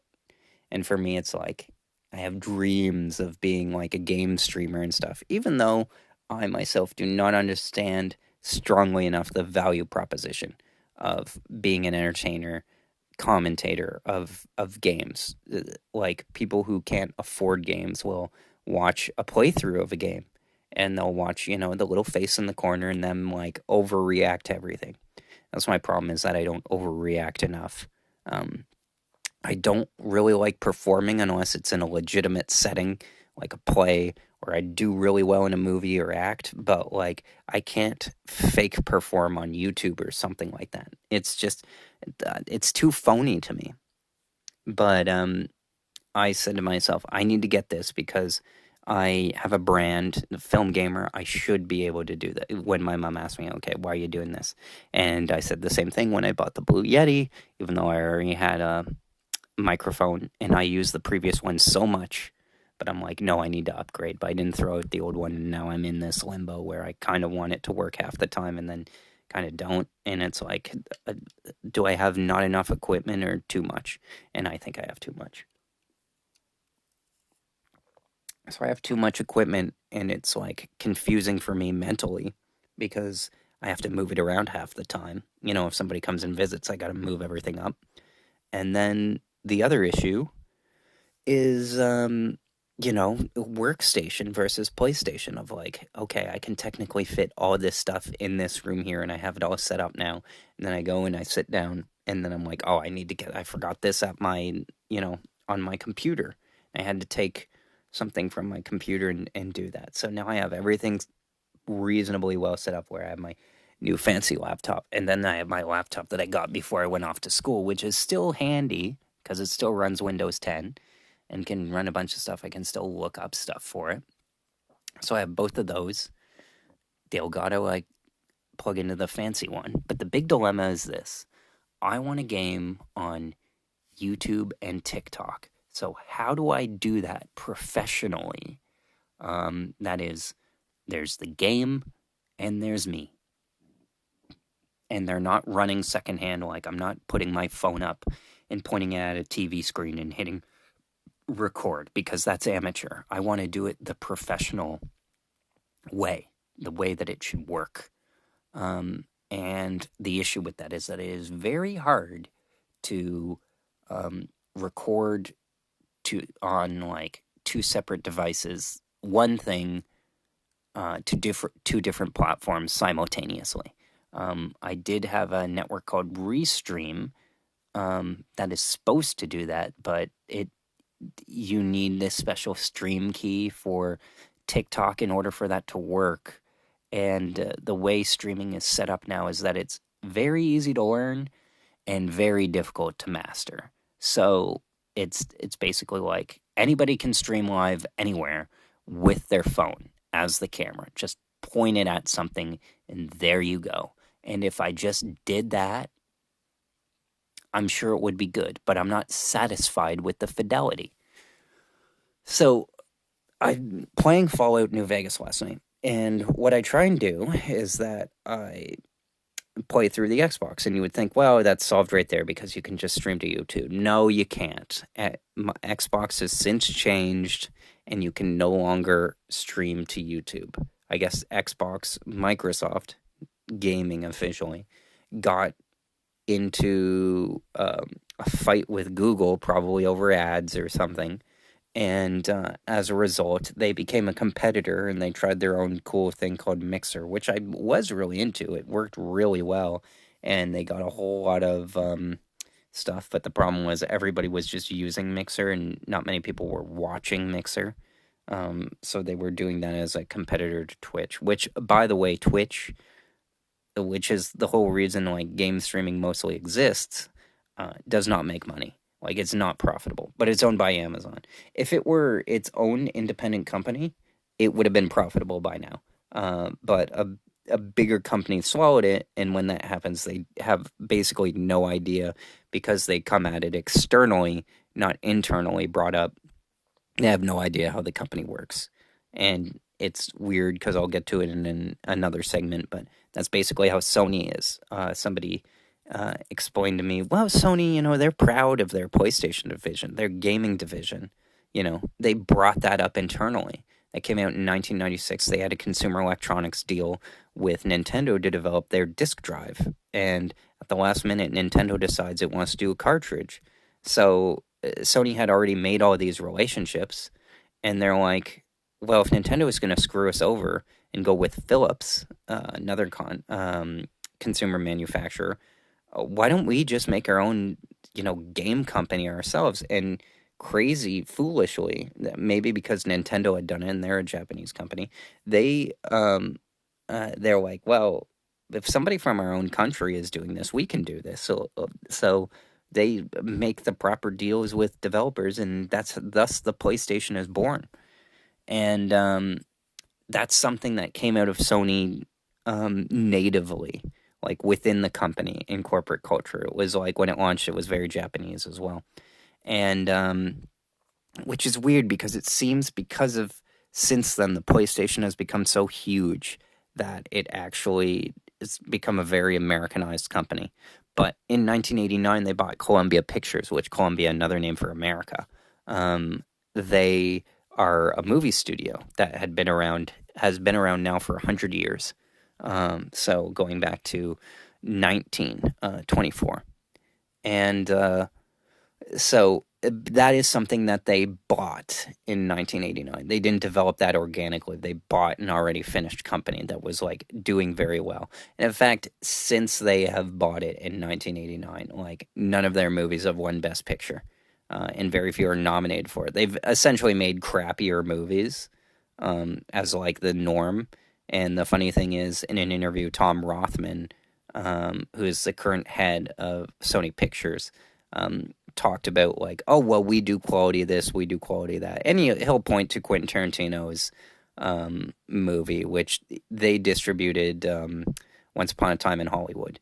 Um, and that was one where they decided to pay it because it was like worth having a Quentin Tarantino movie, and that included like a $90 million budget and a full throated marketing campaign and stuff like that. And I forget what opened at the time. It would have been 2019. I'm guessing it would have been a Marvel movie. Um, so it wasn't. It didn't end up being number one at the box office. Yeah, it was Spider-Man No Way Home. Or sorry, it's Spider-Man Far From Home. And because of that, Once Upon a Time in Hollywood um, was number two at the box office. Um, yeah, now I want to double check because it's driving me nuts. I hate this only happens when I'm doing this podcast. Um, Probably because it's not the same as having a conversation with somebody where I can't think of something. If I'm talking to you and we're having a conversation face to face, I could like, oh, it's this. But because my mind is focused on how I'm sounding, I can't focus completely. Um, yeah. Teaser trailer, yeah, don't care, don't care, don't care. I know how much it made. I know how much it opened to. What did it open against? The Lion King. Yeah, yeah. Well, that makes sense. All of that for The Lion King. Something I don't even care about. I got 60 seconds into The Lion King, the live action quote unquote version, which is actually just a CGI fest. Like, there is not one thing about The Lion King that is live action, it is all CGI. Um, and I got 60 seconds into this. I'm like, I don't even like the animated version of The Lion King. And I was just like, I don't have to watch this. It's just a lesser version of the movie. A movie like Aladdin, um, the idea of it being live action is intriguing to me. Of like, oh, this is cool. This can be a swashbuckling action adventure. Let me see how that translates. I don't know how they'll do the genie. They'll need something creative. Oh my God, what is that? It's a giant blue Will Smith. That's frightening. But the sword fighting, the escaping, the one jump ahead, the action that translates well to live action. Lion King is just a bunch of animals, and somebody said, it's so sad because they could probably take all the money on The Lion King and put that into a new animation style and develop a new animation style that will be prettier to look at and like take advantage of like an animated story like that. And instead, they just followed because the Jungle Book made them so much money that they're like, we'll just do that with our other set of animals, The Lion King. And, Jon Favreau was directing it. And Jon Favreau is okay, but he's just like a guy, Like, he's like, I'm doing this as my job, and this is sort of what I'm good at. I'll make movies. That he feels like a guy who kind of fell into making movies. He's not like a Steven Spielberg kind of spectacle guy, like, this is what I do. He is, Jon Favreau is what you would call a journeyman. Somebody who's just worked their way up in Hollywood, has done their job. It's not necessarily like their main thing, but it's like, they're a safe pair of hands that you can call and be like, hey, can you get the trains running in on time? Can you communicate with us? There's not going to be a major breakdown. You're not going to, slam your head against the wall for creative differences of like, this wasn't the movie that I signed up to make, blah, blah, blah. If something changes, you'll go with it. And that is the kind of person that studios align with, that they make movies with. And that's, that's how it is. Steven Spielberg's an auteur, okay? If you hire Steven Spielberg, you're getting the way he is doing things done. And, Spielberg has fought with the studio over a great number of things. There's a zero gravity club sequence in Ready Player One that the studio was like, this doesn't add a whole lot to the plot. Let's take this out for time and save ourselves about like $15 million.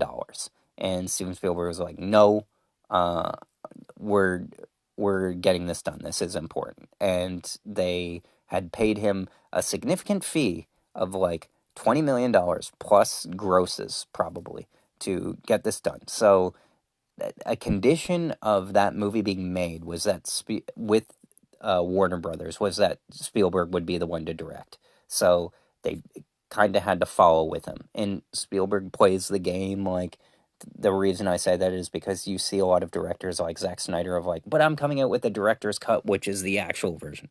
No Spielberg movie that I know of that I can think of at least has its own director's cut.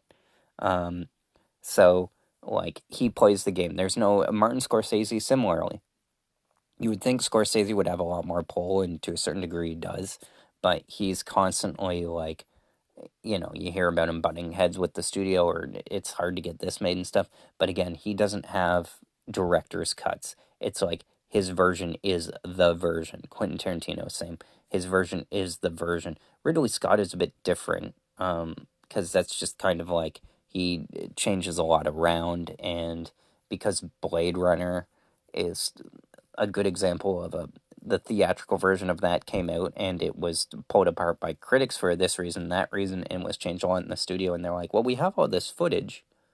Let's fix it. And so then, like 10 years later, they came out with like a director's cut, and that was like slightly better. And then there was another version lying around that they could do because Ridley Scott shoots so much in so many different ways. You could make 5 different movies with the amount of footage that he makes. Michael Bay is the same, but he'll like once he's done with something, he's done. Whereas Ridley Scott is kind of like me, where he'll come back to something. Like this week I'm working on, and you can see in my first, I think, 10 reviews, I added the byline on filmgamer.com to my name, by Will Hume. So if you go to filmgamer.com, the idea was that I wouldn't do by Will Hume because I'm the only one writing on that website. There's really only about 5 or 6 articles on that website that are not written by me. The most recent one was the Sound of Freedom review, which was written by my brother-in-law Veer. Shout out to Veer.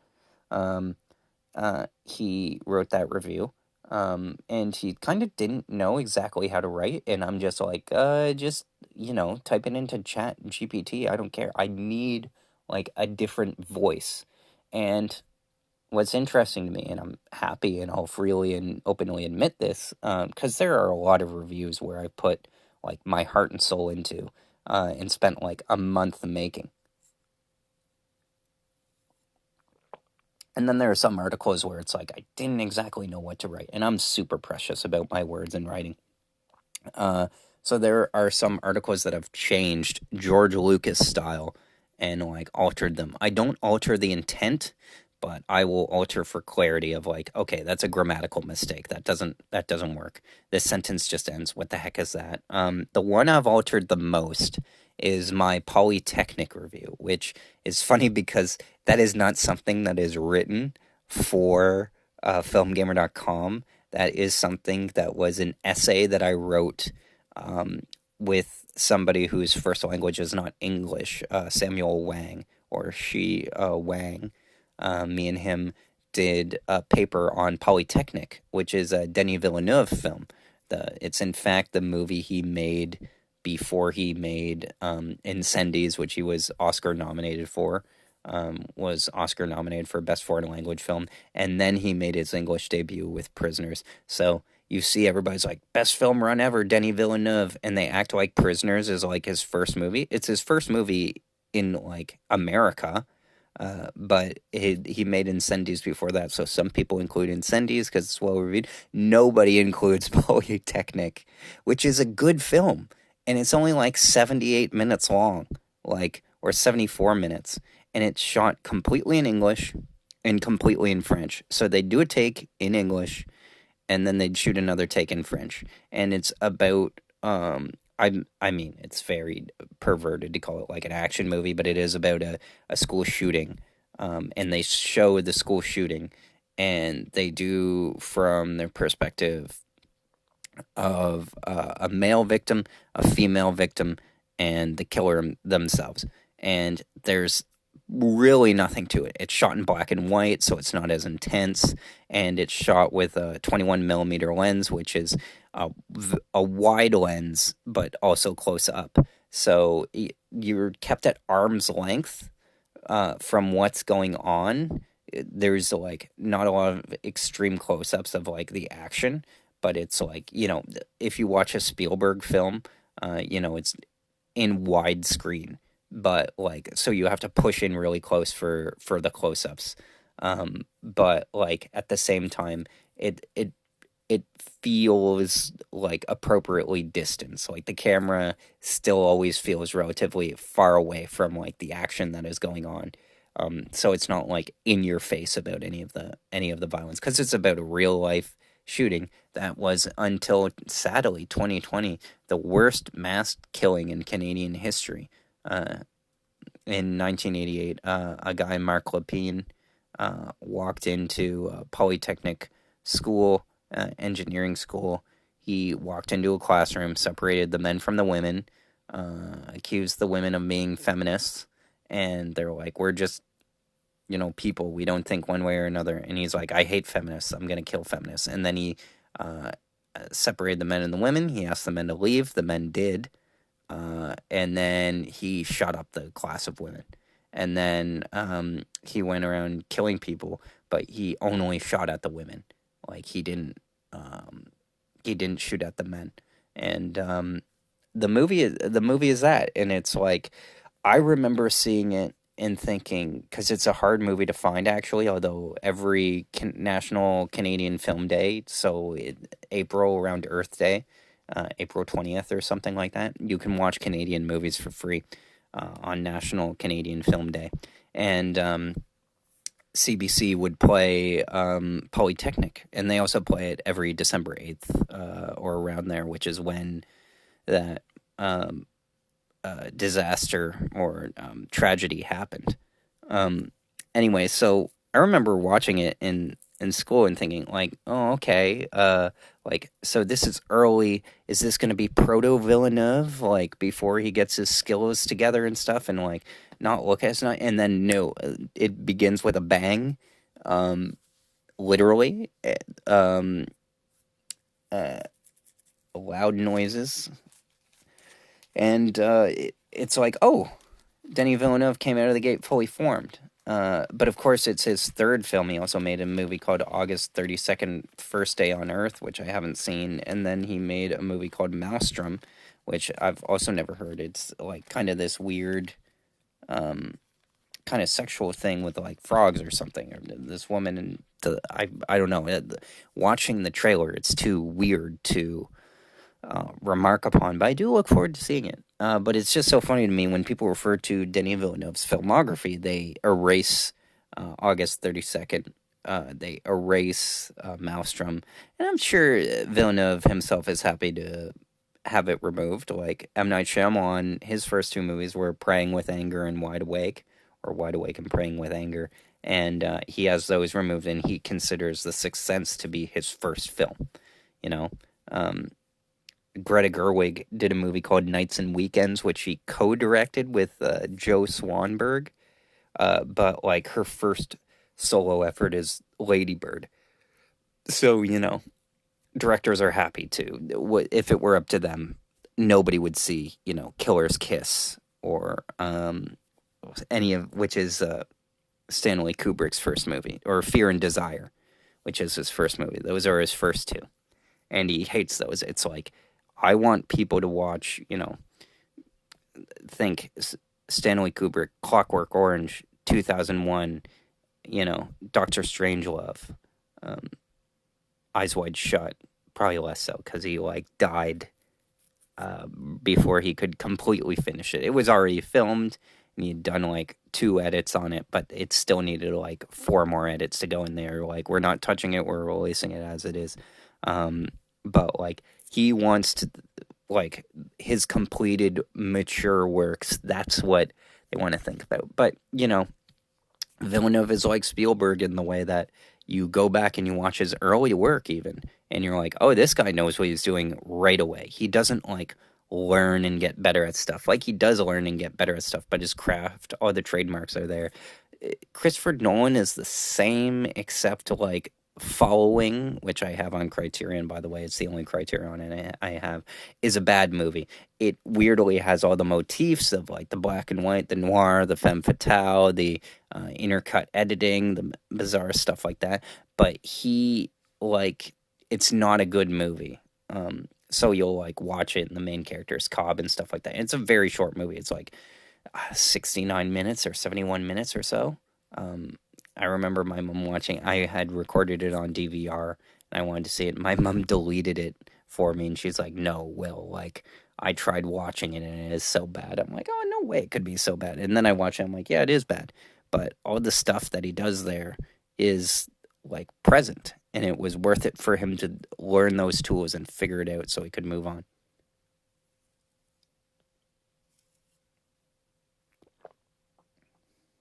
All the ice is melted in my glass. And I haven't even begun to talk about the box office stuff. Ay, ay, ay. Okay, so let me get to the box office stuff, since I think that's really what I was talking about. Oh, and I'll just finish off with my streaming setup. So, yeah, I have an Xbox One, a Wii U, which I traditionally use for the game capture, which was valuable to me and why I bought it from that ex Call of Duty Pro player. I'm still happy to use it because it still works perfectly fine. How anybody is expected to use it in this setup is crazy because it has to be simultaneously connected to a computer and the console and a TV. Um, and they all have to be within wiring range of each other. So that is what I use to stream to YouTube, but I can't figure out how to stream the game and then also the camera on top of that. And then on top of that, I want to connect to TikTok. And it's like I could do the poor man's thing and just point the phone at the TV and do that, which I've seen people do, and they get a lot of likes and stuff. But I want to go beyond that. I want to be professional. So in order to do that, I have to set up TikTok Studio. How do I do that? Well, I can do it wirelessly, but it never works the way that it's supposed to. So I can use my older laptop to do that, which basically runs like it's going to set on fire. The fan goes crazy. This is a laptop that was from 2012. So it's very CPU, aka brain power limited. But nonetheless, I can set up TikTok Studio, which is operating TikTok remotely live streaming from there, and I can add it as a link there. But on top of that, I also have to, I want to add my face to be seen. So, in order to do that, I would either have to set up the camera on my newer, fancier laptop running YouTube. Um, I would have to do that, which mainly maybe I could do, but it's this weird thing where if you set up YouTube Live on there, it like I don't think it allows you to take from two sources at once. Even if I try it now, like it'll be like streaming software. Do you have streaming software? And if you don't, then uh, I don't even think it allows you to stream directly, or it's like go live now and then records right from your webcam. So you can't take the game footage. You see what I mean? I know it's very confusing, but bear with me. Basically, I have this game capture device, the DVR for games, that I record and I send to YouTube. If I want to send my webcam as well, I don't know how. Um, the way that I do know how, in order to do that is like if I set it up, I can do it natively through the Xbox, but that only allows streaming to Twitch. So what I could do then is stream to Twitch, and then through this game capture setup, put in a link to Twitch, and then feed off that feed. It's like feed on top of feed. So it doesn't like fit perfectly in the text box. It's not the way it's supposed to be or designed. And obviously that just irks me, not being able to do it like a professional. And it's like I tell myself, it's like these technical challenges, it just seems like nobody ever talks about these.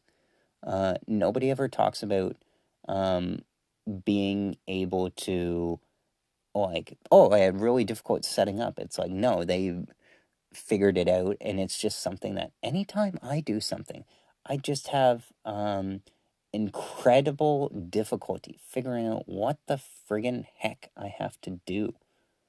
Like, even here, I don't even know. It's like stream setup help. There we go. Paste the stream key into your software. Okay. See, I'm going to try this right here. Right now you can hear. Can you hear my computer going? Maybe you can, maybe you can't. But nonetheless, I have difficulty. And everybody's like, oh, use OBS Studio. I don't even know what OBS Studio is. Why would I use a software and stuff? Software. It's like, oh, yeah, use that and plug into your game capture device. And it's like, why do I need two separate softwares? Nobody's there to explain to me what I need the first one even for. Yeah, connect your device to get started. I just want to figure out how this works is what I want to do.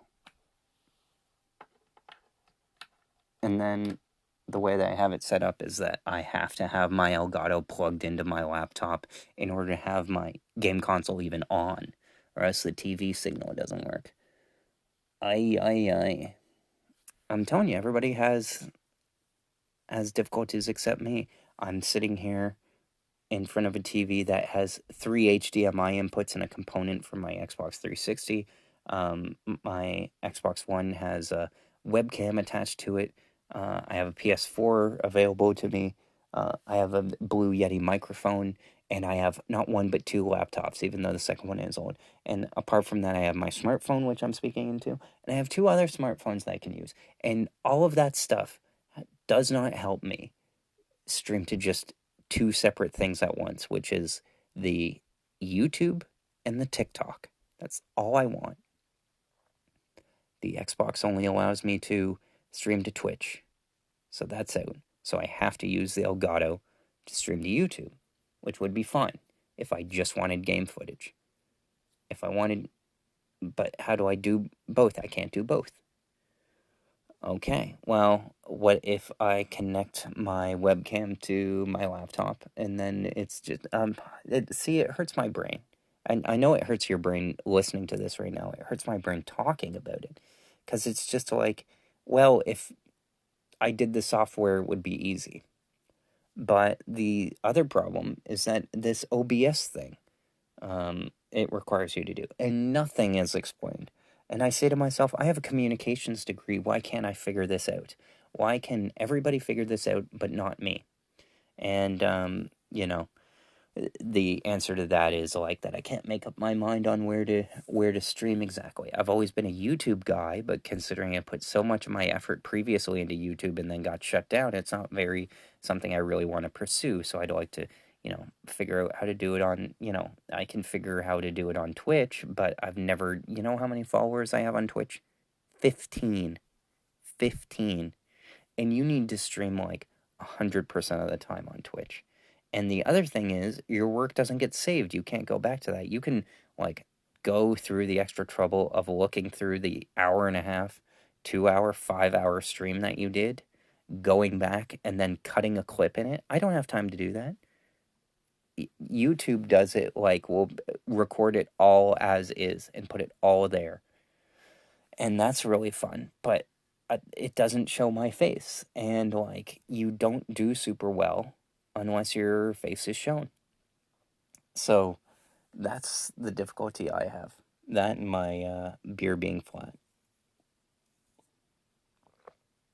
It's not completely flat. It works somewhat, but yeah. The beer sweat came onto my shirt. The condensation soaks through the shirt. Ooh, it's cold. All this technology and a communications degree, and where do I get? Nowhere. But keep in mind, what most people do is they stream live and then they have a separate backup and then they back those clips up to YouTube and they use YouTube as a clip show. And I'm not doing it that way. I want to do YouTube first, TikTok second. And if I want to do YouTube first and something second, then I have to figure out a way that someone else, most people aren't doing. Because what's weird is that I have growth on YouTube and TikTok, and most people grow from one and not the other, not both, and I'm just like so average. That's my thing. I'm reluctant to commit full time to YouTube because I got banned before. Why did I get banned? Well, I got too pushy. This thing, if you post something that goes over age restrictions, and I realize, because TikTok's another video sharing platform, has different rules. Twitch has different rules. I've never been in trouble with Twitch ever. Um, but Twitch oddly is the most strict. And then YouTube is sort of casual, and then TikTok is very, because it's a kids app, is very whatever. But the stuff that they allow on TikTok that they decide to do, like that slips under the radar, is like incredible. Like there's so much video content going into that they don't moderate it, whereas YouTube grew up with the Web 2.0 and social media, so it learned as it went along, so it's very strict. But TikTok is like the Wild West, so some of the stuff that gets through there is nuts. So doing all that stuff and keeping track of that and wanting to grow, it's hard to keep track of the rules. And basically, I got greedy. I posted something that was like 18 plus, forgot to label it 18 plus, posted a second thing, and it's like that gave me a strike. And if you're on somebody's radar, that is not a thing you want to do. And basically, I made the mistake of saying, I'm sorry I'm on your radar. Here's what's going on. Here's all my sins. And then, like, I'm like, can you look close at this and tell me what I need to improve? And they basically looked at it and said, this breaks our rules. This R-rated scene you posted from a De Palma film. That's too much. It's virtual pornography. We're not going to allow it. Banned. And then, I spent 2 years complaining and then recently came back. And I've had somewhat trouble growing. And it reminds me of like when there was a period in my YouTube campaign where I got to essentially where I am now, about like 130 views, and I stopped growing. And then I left for a while and then returned to it. And then I got up to like 400 and then left for a while and then returned to it. And then once I hit 500, I'm like, okay, I'm going. And that's where I'm at. The difficulty is that I can be a bit of a hack. I do some of my own video edits, but I also like to put up video clips because everybody else does video clips. So why can't I do video clips? You know, and like video clips are what got me taken down. But they're also, when they hit, they hit. Like, what if I look at right now what I'm doing? Let me see my numbers right here. Now that this stupid Elgato thing isn't loading, yeah, no signal. Well, of course there's no signal because the thing isn't turned on. So why am I even back on here? Okay, let me go to my TikTok right now. It's weird because I have 2,500 followers on here. How many people are there? How many people of those are even real? 2,700 followers, yeah. My last thing got 372 views, 13 likes. Yeah. It's funny because they literally did that, but weird. Yeah. I posted a clip from the Simpsons movie because it's like, what's a super random moment from The Simpsons that's going to be stuck in your head forever? And I put up the clip of Tom Hanks's cameo in The Simpsons movie where he says, America's run out of credibility, so it's borrowing a little of mine, referring to the American government. And later on, during Joe Biden's inauguration, Tom Hanks hosted his inauguration in a television special. So everybody played that clip, haha. Now, the weird thing to me is that violates copyright, but everybody's doing it. So I do it. It's about 15 seconds. Who cares? Nobody, you know. Um, all right then, But half the time you put that stuff on and nothing happens. Half the time you put it on and it's a hit and then gets slapped. So it's just inconsistent ruling that throws me off. How do I do all of this and like, not understand it? Here I am doing a podcast.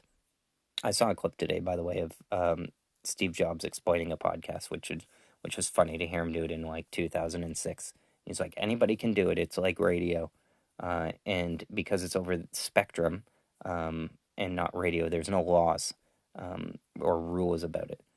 So he's like, everybody has listened to one, and can do it. It's just so funny the way Steve Jobs' brain worked. Like he was a real visionary. Even though he didn't do any of the legwork himself, his ideas were worth it. Um, And I think I have ideas. I can do this. I'm going to keep working. And it's just kind of funny because it's like the only thing that stops me is the integrity that I have. If I was like Lou Bloom, Jake Gyllenhaal in Nightcrawler, and like didn't give a crap about being wrong, had no moral boundaries, I would do very well. We all would. But we don't want to lower the bar for humanity. So, yeah, now that I'm about an hour eight into this segment, the second intro, I'll call it, um, let me get to the box office um, review because, I've already talked about my streaming setup, and I'll go through the box office report and mention more about Tom Rothman, um, which I'm sure you're very excited to hear because I'm excited to tell you because I did see Madam Web this week. Oh, yeah, that's the other thing. Yeah, okay. Well, I gotta mention this now. So, I thought I had this down, like written, but I don't. So, this is a new segment here. Uh, and the segment is my favorite movie that I've watched this week. Um, I usually don't like, I like covering new films because I like being current. And I hate it when somebody's like, "Well, I saw this film," like on a blog. I give my brother Nick crap for this because it's like, what are your favorite movies of 2018? And he'll put down, Casablanca, and I'm like, but Nick, that's from like 1942. Um, it's like pre-wartime. It's very clearly a movie from 1942. How is it number one on your 2018? Well, it's the first I saw Casablanca. Well, it's new to me, so it's the best film of 2018. No, it doesn't work like that. But more casually, when somebody says, I saw a movie last night, it was good, and it's like, oh, I've been looking forward to seeing that. That's my favorite casual type of movie conversation. So my favorite movie that I saw this week that I gave 3.5 stars to um, is The Strangers Pray at Night. It's the sequel to a 2008 film that was a surprise hit. That if you watch it, you'll realize it's actually terrible. It's just very slow. It has that awesome shot of Liv Tyler like looking around the kitchen, and then in the background, a home invader just stands in the background, doesn't make any noise, and she never looks that way. Um, she never looks back, but the audience sees it, so it's like scary. It's just like such a cool image of like a figure emerging from the shadows. There's no stinger, there's no musical cue, there's no jump scare. It just glides in, and that's what's scary, that it doesn't make a sound. And the dramatic irony really pays off. So there are cool moments like that in the first Strangers, but they're few and far between, and it has the standard horror tropes of the characters being dumb. And I just remember the characters like just not dying, and the main character is kind of being stupid. So the Strangers, which the surprise hit that it was, naturally is getting a remake, which is coming out this weekend. And it is reviewed kind of terribly. Um, Not even kind of. It's being reviewed terribly because it's directed by Rennie Harlin, who directed Die Hard 2, and he's a bit of a hack. He's like a studio journeyman. Now, the gimmick that they did this time was that they decided to film three movies all at once. And so, because they decided to do that, they made three movies for the price of one. And horror has a good bottom line, horror's profitable. So, as a result, they now have two movies in the bank, and I guess they made them all for like 8 million, maybe, or maybe they made 8 million per. So they did them all. So, anyways, this comes out 14% critic reviewed, 42% audience score. Now, the first Strangers was, it's so interesting because The Strangers comes out in 2008, and 2008 up until Fast 5 in 2011, the critics are kind of needlessly harsh. Where if a movie has all the technical elements, like if a movie is still competently made, they will still give it bad reviews because the story is bad. But now people give good reviews to a movie if it's competently made. That is, like, if it meets the bar of their expectation, they will give it a good review because it was, like, made properly. And to me, that's just not enough. And the interesting thing, though, if you're willing to like take a swing, or you have a different vision, that's intriguing to people. Now, The Strangers was kind of built off 70s horror exploitation films of like sudden gore elements, being willing to go there. I mean, Wes Craven made his bank, made a name for himself in the 70s. Um, with movies like The Hills Have Eyes and The Last House on the Left, both of which have rape scenes, which like would not fly today, just because of how much they disturb the audience. It's weird because audiences are tougher and more sophisticated now, so you think that they could take it, but people do not take to exploitation in the same way, because like pornography is so rampant and available that people can immediately compare the two, essentially. But I think that maybe just that social order hasn't been challenged, so it tends to linger in the background. Those movies, those like exploitation films, tend to like hang around or be made in Europe, or a little seen, or people are embarrassed because everything on social media is tracked to have said that they've seen it. Unless they can come out and say, I saw this movie and it offended me. That's where we're at. So The Strangers comes out, and because it has that scare scene that I talked about with Liv Tyler and the mask guy lingering in the background, it has a cool campaign, cool trailer, standard horror tropes of like the record playing and skipping and stuff like that. Um, but based on true events, the events were, somebody's home was invaded sometime at some point. You know, that's an event that happened. Okay, now for something completely different. That's Hollywood. Anytime it says based on true events, it's like based on nothing. This never happened. Um, so it's a surprise hit, and then they mean to make a sequel. They can't get it together. They eventually get a sequel together in um, 2018, 10 years later. And that does well, but it's not as big of a hit. And then, of course, you have The Strangers Chapter 1 coming out of like, let's just remake the first one.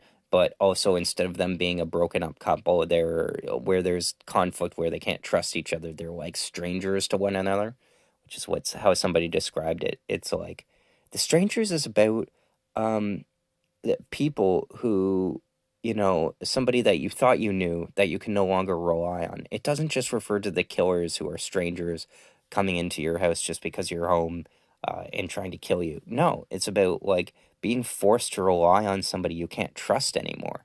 And I'm like, oh, that's a really good summation of like what this is. So then to take the protagonists from the first movie and make a remake where they're a perfectly happy couple with no central conflict, then there's just no tension.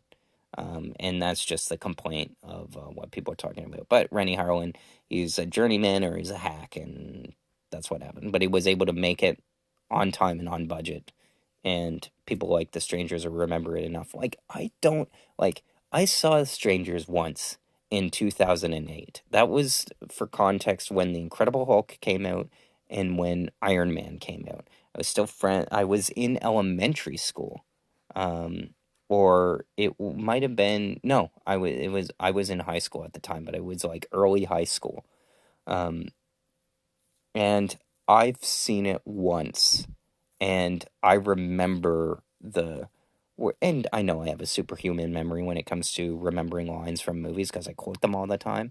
But like, it's a memorable thing of like, why are you doing this to us? Because you were home, or they repeat exact lines from a movie that are so distinct, that like you remember them even though it's from a movie you saw once 10 years ago.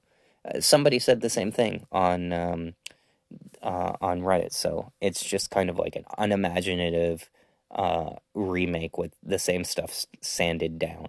But it's made cheaply. Horror is always profitable. So it costs 8 million, it makes 13 million, and they have two more movies to go. So the studio will be happy with that. Wonder who distributed that. See, I'm bouncing all over the place because um, I'm getting to the box office, No, I'm just gonna go with the box office. No, because I need to touch The Strangers. So, The Strangers, the sequel that they finally got off the ground 10 years after the original was Strangers Prey at Night. Comes out in 2018. Has a cool enough trailer, but I don't end up seeing it just because um, it's weird that I don't end up seeing it.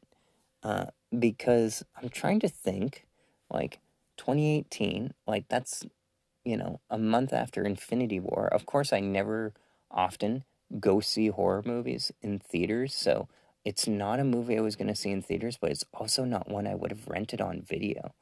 Um, or my parents would have rented, probably because we saw the first one and it wasn't that good. So we're like, okay, if this isn't good, why bother? So we had seen, yeah, that was like after Black Panther had come out, but like, so I saw Black Panther, but like Game Night and Death Wish. So that was it. So it's like I had seen Game Night and then I had also seen Death Wish. So I was never going to go see like another horror movie, particularly one that was badly reviewed. And it didn't even release super wide. Um, so yeah. And then I saw Tomb Raider the next week, and then I remember I saw Pacific Rim Uprising. So that was like where I was going like week to week, seeing a lot of movies. And then I went and saw Ready Player One by myself, and then we saw A Quiet Place. So it was on a good, like a good like going week to week of movies to see. And then I saw Infinity War a couple weeks later, and then Deadpool 2 I saw with a friend. So it was, and then Solo, like 2018, the year after I graduated from university, but before I went to work for Staples, where I had a lot of time on my hands, like Hereditary, Incredibles 2, like 2018 was basically the year where I probably saw the most amount of movies I've seen or will probably ever see in my life in a year. I even saw Fallen Kingdom because that was the perfect amount of time, and then Sicario 2, and then Ant-Man and the Wasp, but wasn't like happy about it. And then Equalizer 2, but like, okay, I'll go, and ended up enjoying it. Of course, I saw Fallout, and then The Meg even. Uh, so yeah, that was that was that. And then I didn't go see a movie for like until The Predator. And then, now that I say it, like my dad ended up seeing House with the Clock in its walls, and like that because it was at a cool, second run theater that was basically like a video store, but it was like a cool experience, um, and stuff. But now that I say it, it's like, yeah, I saw Star is Born, but like at Bad Times at the El Royale, which was a flop. You can read my review of that. Um, didn't end up seeing Halloween and stuff or Bohemian Rhapsody. So yeah, I mean, I saw Girl in the Spider's Web by myself. I mean, I was working at Staples at this point. Like, I joined Staples in September. And then, like, we saw Widows. We didn't see Grindelwald. Um, and then, uh, trying to think, like, Spider-Man Into the Spider-Verse. Oh, that one I remember. My dad saw the trailer for Spider-Man Far From Home. And then the next day, I'm like, want to go see Spider-Man? And he thought I meant Far From Home, but it was Into the Spider-Verse. And he was like, uh, he was disappointed because he was like, oh, the animated one. And I was so tired, but that movie like wins every chance that it gets. The Mule got bad reviews, so we didn't see it. And then like we saw Aquaman, and I was like so disappointed. I'm like, this isn't even remotely good. But yeah, that was like basically my year there. Yeah, I remember like the year started off with the commuter, like, and then I didn't see anything basically until Black Panther. Yeah. So yeah, I mean, like, doesn't actually seem like a lot. I can top that. So yeah, favorite movie that I saw this week was Strangers Prey at Night. Comes out in 2018. Don't see it. Gets bad reviews. Don't see it. And then this comes out, and I'm like, like, I remember on AV Club reading a thing of like the best scenes of 2018, and I skipped over The Strangers, um, and they talked about the pool scene, um, or a scene in. Now I want to find it. Ugh. Somebody's got to give me feedback on like these pauses, because it's like on one hand, um, yeah, the best film scenes of 2018. I love how I was able to find this immediately. Yeah, Shallow. Yeah, yeah, yeah. The Commuter. Oh, yeah, establishing, blah, blah, blah. Sure, we do. I should read this on my own. Yeah, Total Eclipse of the Heart. There we go. I'm just going to read this. Um, Ironic pop needle drops and neon lit appropriations of the late 70s and early to mid 80s aesthetics are at this point so overplayed in horror that it almost makes one wish the genre would slip back into 2000s grime. Ignatiy Vishnevetsky wrote this. You can tell because he's one of those guys that's like late 30s, maybe, maybe even early 40s, and they're like, Texas Chainsaw Massacre remake from 2003 is good actually because, um, uh, it had grime and it had a visual aesthetic. Um, the movie is actually terrible, but because movies have unique looks and now they're like so digitally flat, they like so many movies look like other movies now. They're less visually distinct. People jones for like the early 2000s when there was more of a different aesthetic among movies, whereas every movie is like flat and meant to be broken down, manipulated, shared on social media. So, anyways, but maybe the problems is that they're not going hard enough. Suggest Johann Roberts's The Strangers Pray at Night, a sadistic and illogical pastiche of such abstract intentions. Holy crap, there's a lot of $10 words here. That it almost qualifies as a stealth art movie. The combination of Bonnie Tyler's 1983 hit Total Eclipse of the Heart, canny sound design, a swimming pool, and a perfectly timed zoom turns one of the climactic points of the film into slasher cheese opera. What a word salad this is. The transcendent guilty pleasure sequence of the year. Okay, that's all he had to say. Like, he doesn't describe it, so here's what I'll say. Illogical. I talked about The Strangers 1 being about a couple who essentially have like a failed marriage or a failed proposal. For whatever reason, they decide to meet up anyway at this like essentially Airbnb or cottage. Um, yeah, it doesn't make a whole lot of logistical sense, but anyways, The Strangers Pray at Night is about a family who decides to go on a trip together, um, and before the daughter goes off to boarding school, the daughter played by Bailey Madison, the son played by Lewis Pullman, son of Bill Pullman.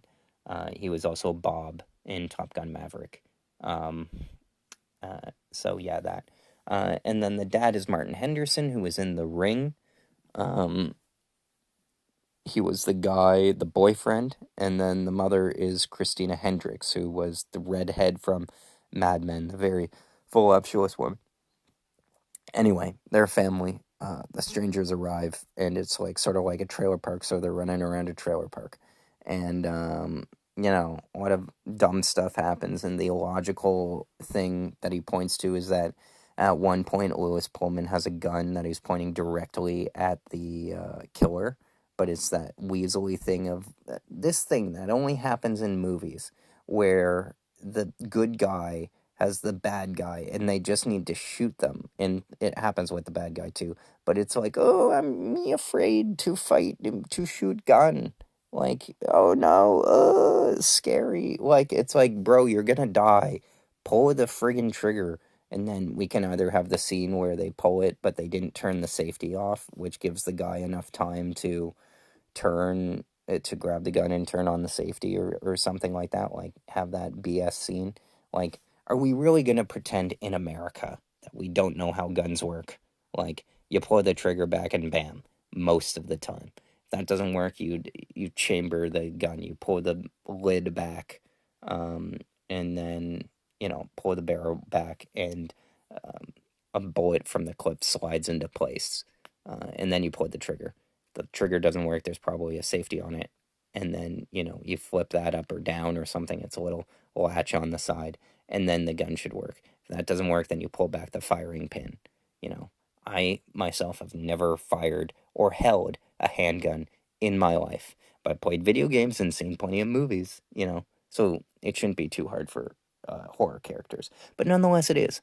So that's a scene where the guy is pointing the gun at the bad guy and is too scared to hit him, and it's like, leave us alone, or something dumb like that. And so they run away. So you're like, oh, okay. Like, so this whole movie now is just going to be them having opportunities to kill the bad guys, but being too weaselly? No. Like, not 2 minutes later, this guy accidentally eliminates, or on a lucky break, eliminates one of the killers. Like, suddenly.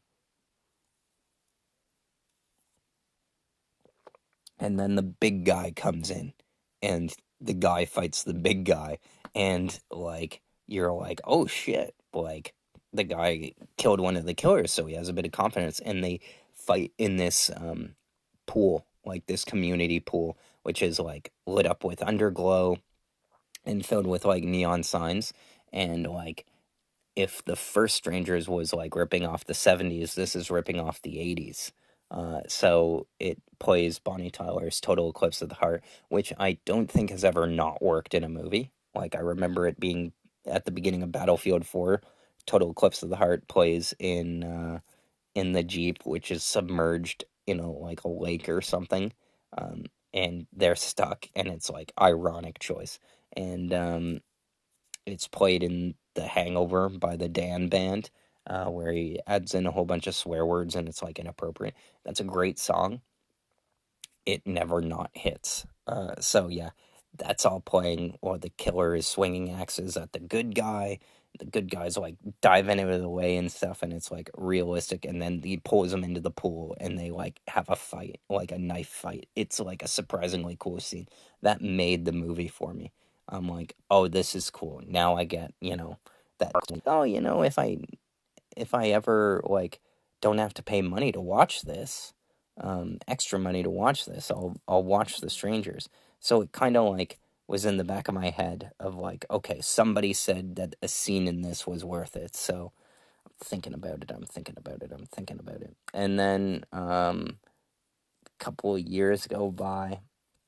And then, of course, they make the remake, and that's what franchises are all about. I decided, oh, let me look on Just Watch, which is a website where you can check every single streaming service and check which ones you have and see if a movie is available. And when you know it, The Strangers Pray at Night was distributed by Avalon Pictures, which was like a startup distributor for theaters in America.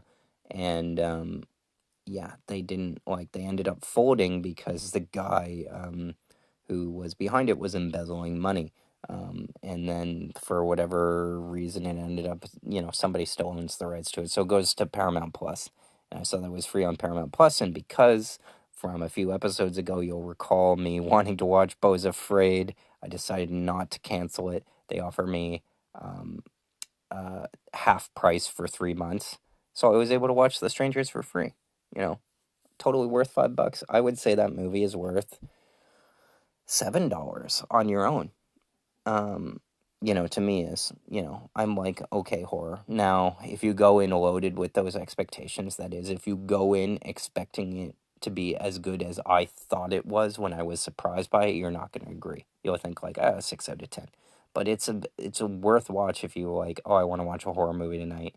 Um, I think it's better than most. And then you look at the director, Johan Roberts, and he did 47 Meters Down, a movie which you expect to be way worse than it is, and it's not. And you're like, oh, okay, there's some B movie, C level budgeting level craft here. And then he also did Resident Evil Operation Raccoon City, which I was, or Welcome to Raccoon City, which I was expecting to be terrible, and then because the Paul W.S. Anderson, all previous Resident Evil movies were terrible. The Netflix series is by all accounts terrible. But I watched it, I'm like, okay, given this is the standard, here's what I expect going in. And then I watch it, and it's like kind of a straightforward retelling of like the first two or or sort of three Resident Evil games, and it's like there's no creativity to it, um, and it's clearly like relatively low budget, but the actors are better, the acting is a bit better, and there's the '90s aesthetic. So like I'm kind of in on this movie.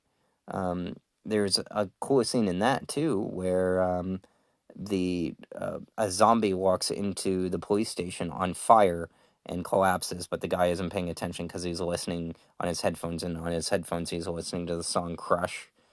It's just a little crush. Da, da, da, da. So it's like ironic song choices in horror pretty much always work as long as they don't like tiptoe through the tulips, where I'm kind of like, okay, I'll go with that with Insidious, but like every other time it's like too much. If they choose a song that's like too famous, it doesn't work. But if they choose a song that's like good and it's ironic, but it doesn't feel like it's trying too hard, like it doesn't feel like they were thumbing through the records and trying to overdo it, then it works. So there's a sequence like that. And then there's also a sequence later on in Strangers Pray at Night where there's a car on fire. It's like that Radiohead music video for Karma Police, where the car's on fire and driving. That like stalks the female heroine, Bailey Madison, um, as she, um, decides to run to the bridge for help, and like it's like that dream logic where you're running and you're like collapsing at the same time and can't move very fast. That's her. So it's like her in the foreground and she's backlit by the truck on fire, and it's just like a long zoom take. So yeah, good use of camera work, Johan. Look forward to your next thing. Um, so yeah, Strangers. I gave it 3.5 stars, mostly on surprise, and it's like I wanted to like the film because it has directorial chops by Johan. It's way better than the first one. It's uh, back heavy, but that's fine. It has that cool pool scene. It has that fire truck scene. It has Lewis Pullman, who I wouldn't consider like an up and comer. Like he's pretty much a character actor, but it's like, oh, he's a guy who I like. Christina Hendricks, I like. You know, the dad is a bit dopey, but like, he's fine. And it's like, so it's like well cast, and it's a reminder of like when directors, I've heard like Eastwood or somebody say this, where they're like 90% of a director's job is casting. And if you think about it, even like the worst films, if you watch a movie and it's like every actor in the main roles you like, even if the movie itself is bad, you still sort of like the movie. That's at least how it is for me. But like, try and think of a movie where it's like I like every single actor in this movie and the movie isn't good, so I hate the movie.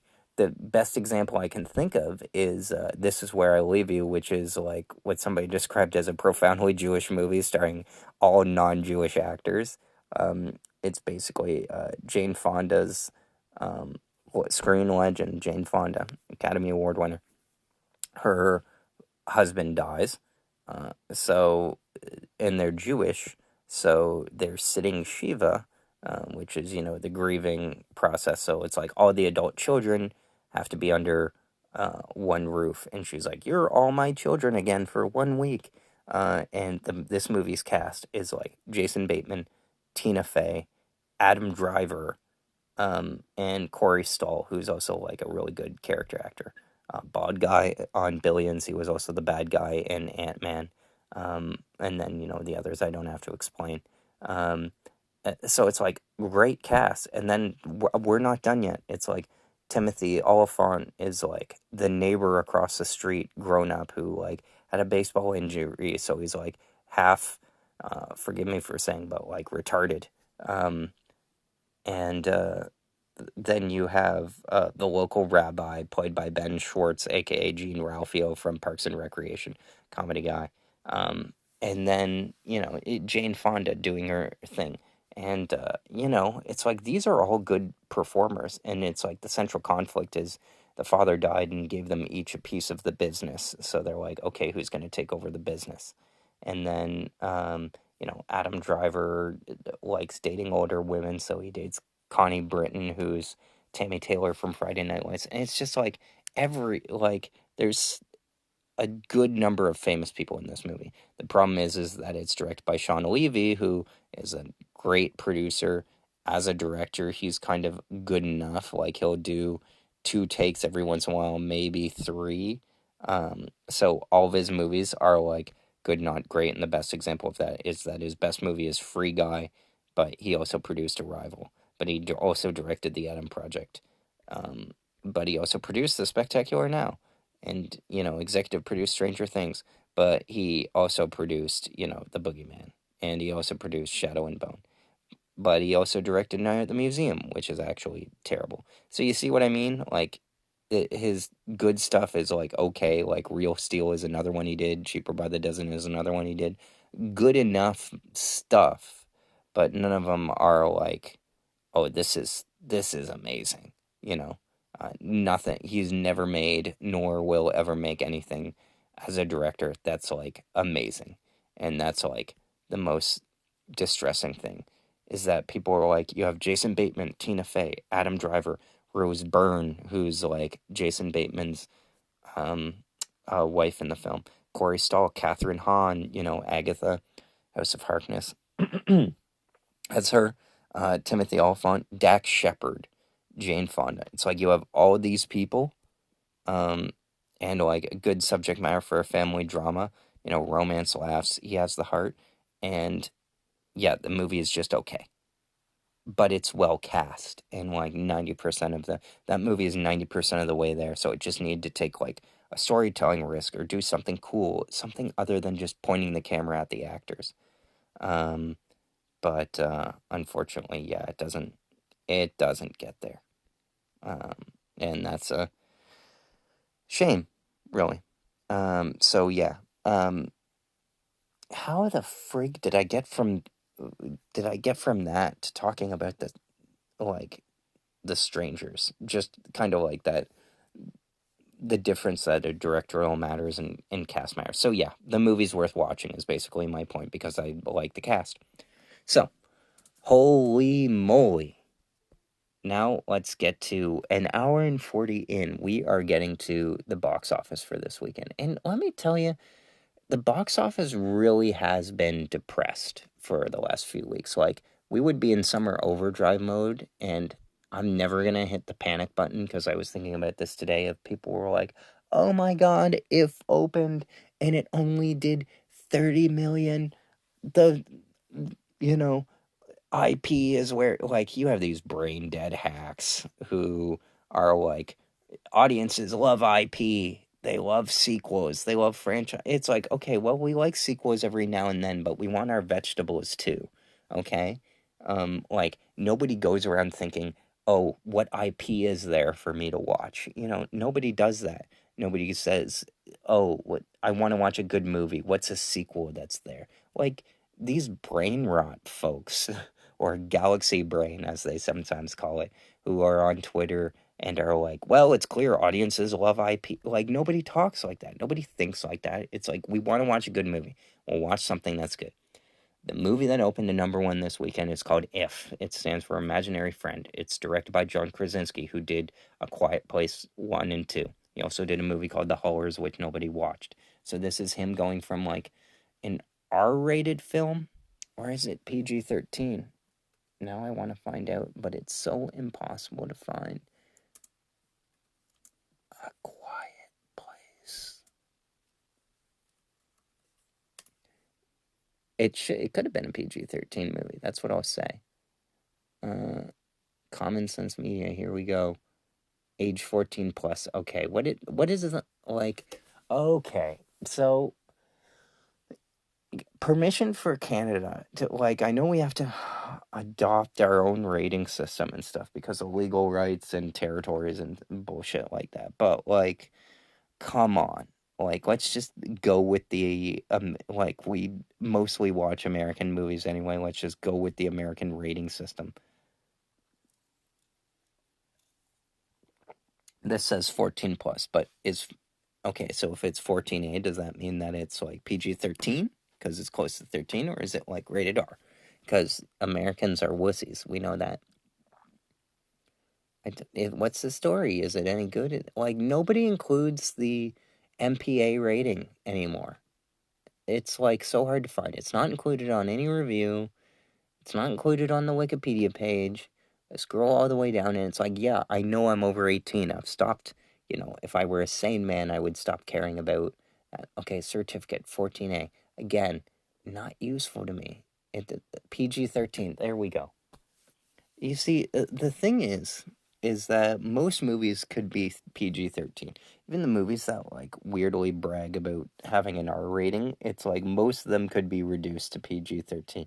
Inside Man could be used to could be reduced to PG 13. Of course, the way the characters talk and violence and language is like so important in that movie that the screenplay is so good that I wouldn't change a word of it, but you could make a PG 13 version of that. And then, of course, it would be a Netflix movie of the week.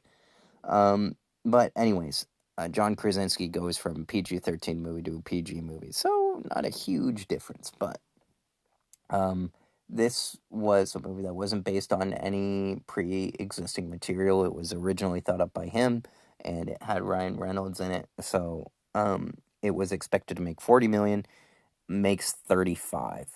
It was projected to make 30, and then people were losing their minds as if the way a movie financially performs directly affects anybody on Twitter. It doesn't.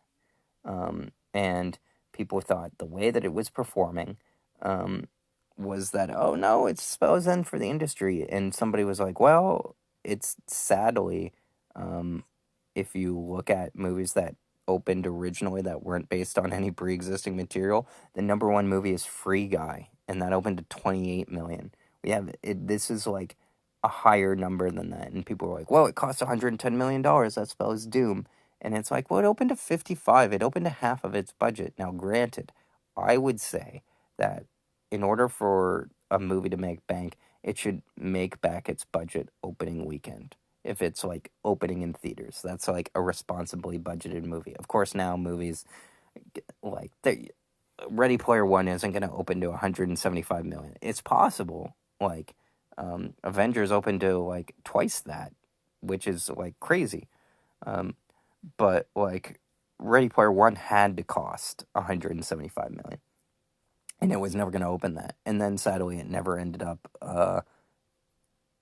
eclipsing that domestically because Rampage opened and Warner Brothers basically cut its own movie off at the legs for reasons either related to a different administration or deals with The Rock. I don't know. I really want to find out like a Warren Commission on like what the heck went on with the release of that movie. Was there just no other room on the schedule for the Rock movie? I mean, the funny thing is, one of the movies I'm most excited for is Kinds of Kindness. That movie was like done 2 years ago. I kid you not. The same with Poor Things, which is crazy to me. The director is already like working production on his movie. Yeah, like the script for this movie, which comes out in June, is that like filming took place from October to December in 2022. Okay, so it goes through 2023, no release. It goes halfway through 2024, no release. Like they held on to this movie, which is 165 minutes and is like three separate movies. Um, and the reviews are like 92% on Rotten Tomatoes. Like I'm like based on the trailer, which is awesome. Like it plays Sweet Dreams, which you would think, oh, overplayed, but it fits. It fits really well. And then yeah. So like I'm super excited for it. And the trailer is only 45 seconds long. So yeah, I think it's pretty cool. Um, I don't even know what the plot is. I just see Emma Stone driving a Dodge Charger and then dancing in front of it. And then you see Willem Dafoe. You see a lot of great shots. So yeah. And then you hear all these bullshit like critiques of it. The bullshit non critiques, I'll call them. It's like it's a hostile and aggressive film. And it's like, what the fuck does that even mean? It's like when people are like, oh, the filmmaker has open contempt for its audience, and it's like he hates its audience. It's like, okay, well, then just say that the movie is hard to watch, okay? Because that's what you're saying. Like, it's a hostile. It's a movie. It sits in a DVD case on a stand, okay? It's not going to be hostile. It's benign. Like, what are you talking about? Like, it's the same bullshit of like, oh, New York is really a character in the movie. It's like, no, it's not, because it's not a fucking human, okay? Like, what are you talking about? These critics are just so, um, somebody on Twitter painted it really well, and it's like the reviews today aren't reviews. Okay, here's what it is. They are a plot synopsis of the movie, followed by the person's expectations going into it, followed by a one sentence description of like the filmmaker's craft of like this movie is long. So it's like I'll give you a review of the movie I haven't seen right now, Kinds of Kindness. It's like Kinds of Kindness, the new film from Yorgos Lanthimos, who directed the Emma Stone Oscar-winning films Poor Things and The Favorite, follows up with 2 hour and 44-minute movies. Hopefully arriving to scorch the summer box office.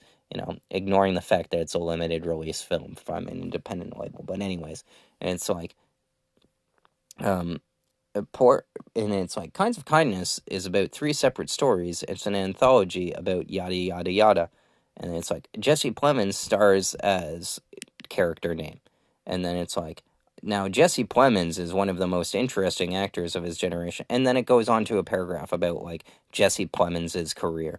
Does it explain how he does in the film? No. Does it explain how he interacts with others? No. Um, is it? Oh, and then they go on about their expectations of what the movie should be, and the whole review is how the movie came up to their quality of expectations of what they thought the film should be and what they want to achieve. And a lot of times, and I'll use Babylon as an example. I like to pick on Babylon because it's a movie that like has some really cool sequences in it, like the Tobey Maguire section with the alligator is awesome. That's like an essential part of the film. You could even take like the opening party scene and stuff, but like, and then the closing montage, and then the scene of them filming the day, at the uh them filming for the day out in the desert, and it's like you take that and then toss in the snake scene, and then the one extra scene that you throw in aside from the end at the montage is the scene that rips off Singing in the Rain, where they're trying to record something, but things keep happening. You just string those together, and then you have 100-minute scene. You don't need the backstory of like Brad Pitt, who's like, he's good on screen, but it's like you don't need um, like anything else. Those are the only memorable parts of the movie. But that movie is like 3 hours long or like 2.5 hours long. You could fit that into a 100-minute movie and it would be good. But it's basically like people who consume cinema full time. And this is like a mostly online Twitter thing. Because, like, the fact is, if you like Babylon, okay, like, most people like a movie and it doesn't, like, affect anybody. You know what I mean? Like, it's like, oh, I like this movie. Oh, good. Oh, I like this movie. Oh, I don't. Great. Like for regular people, it doesn't. But like this is for the Twitter people. And I have an ongoing beef with the Twitter people. Um, where they like aggressively like something of like, oh, this is a misunderstood masterpiece, and it's like, okay, well, everybody can see this movie for yourself, so it's not like being underseen. Like you're preaching to the choir of people who've seen it, and you're not going to convince somebody who's strongly opinionated as me, who's in the same section as you, that it's like I'm going to see the error of my ways and see that it's like uh, a good movie or something. It's just a movie that lacks a sense of humor and wastes time and could have been cut down more sensibly, but the studio just basically like, oh, you're a genius, so we'll let you do your thing. and it's like in that you have the absence of collaboration, and as a result, you have a very overindulgent movie. But people on Twitter will basically like review that and put that upon you, the viewer, if you go and try and read some of reviews for films today, where it's basically like, well, I thought this was good, and I thought this, and I thought that. And my brother Sam has gone after me about having subjective opinions on a movie. And I bounce back and forth because you try and be objective. You're like, this doesn't work because X, Y, and Z. Here is why. And that is like the good review. That is the best version of the review. And lesser reviews are like when it's like, well, I didn't like it because somebody was kicking in the back of my chair the whole time. The sound and presentation were poor, and I don't like the actors involved. That's like a less, you know, that's a more two-dimensional review. But like what we're getting now is like the worst combination of both, where people are writing as if they're being objective, and then they're being subjective of like, I felt this way, therefore everyone else should feel this way. And a lot of things you can tell of like when the reviewer has contempt of the audience, and they'll be like, hey, you know let me see here. Well, what Damien Chazelle is trying to accomplish is like cinema, and we should be grateful. And when we don't go out and support his movies, then like we're not supporting original ideas. Forgetting the obligation that movies have to be, good. It's just these piles and piles of review that are just basically plot synopsis, context around the release of the movie, what the director has done before, what the actor has done before, and what the critical writers' expectations were going into the movie, and whether they were met or not, and then like one sentence of craft. There's very little critical thinking. There's very little analysis of whether the movie actually works on its own terms. That's the key thing. Of like you have to meet movies where they are, and too many people are like championing bad films because they want people to like them even though they're better than they should be. Like a good example is like people want it's like John Carter rips, whatever the fuck rip means, like ripped a fart, more like it. Um uh, yeah, and it's like, no, you're just telling me it's good because you wish it were good, not because it's actually good. It's not good because you can't really tell the villains and the good guys apart. The characters aren't very dimensionalized. Um, uh, Taylor Kitsch is limited in his range, and as good as the special effects are, it's far too poorly written, and thus it like doesn't work.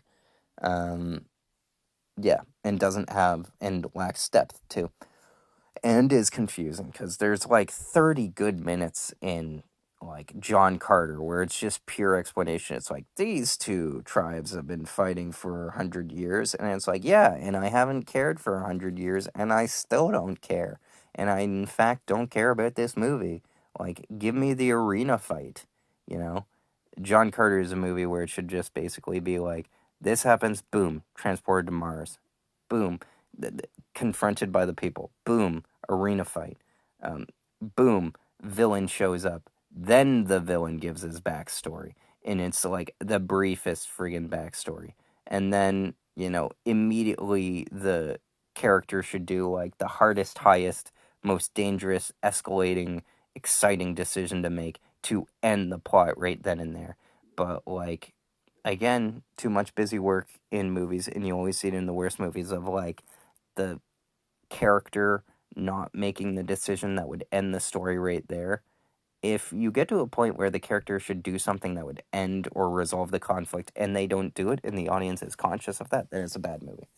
But um, people seem to think that because a director takes a swing and like you know, um, is bold. Like, it's so hard to be bold now that, like, audiences should be appreciative without, having to expect a good movie. That's bullshit right there. So, yeah, I'm excited to see Kinds of Kindness. But, like, can I make heads or tails of these reviews? Um, uh, Lanthimos is reconnecting with his old screenwriter. Yeah, that's like a fact. That's not about the film. It sees the pair working in a new, more sophisticated and coruscating register than ever before. What the heck does that mean? Nothing. Okay, let me read another review. It's not cynicism, but a chuckling curiosity that fuels this sideways parable, which aligns it with Lanthimos' past work in the most perfect of ways. You can So now he's reviewing his past work. You can't say that it's a movie for everybody, but it takes all kinds. Oh my gosh, shut up. Friggin' Rolling Stone. Also, his name is David Fear, which is just like it's a made up name if I've ever even heard it.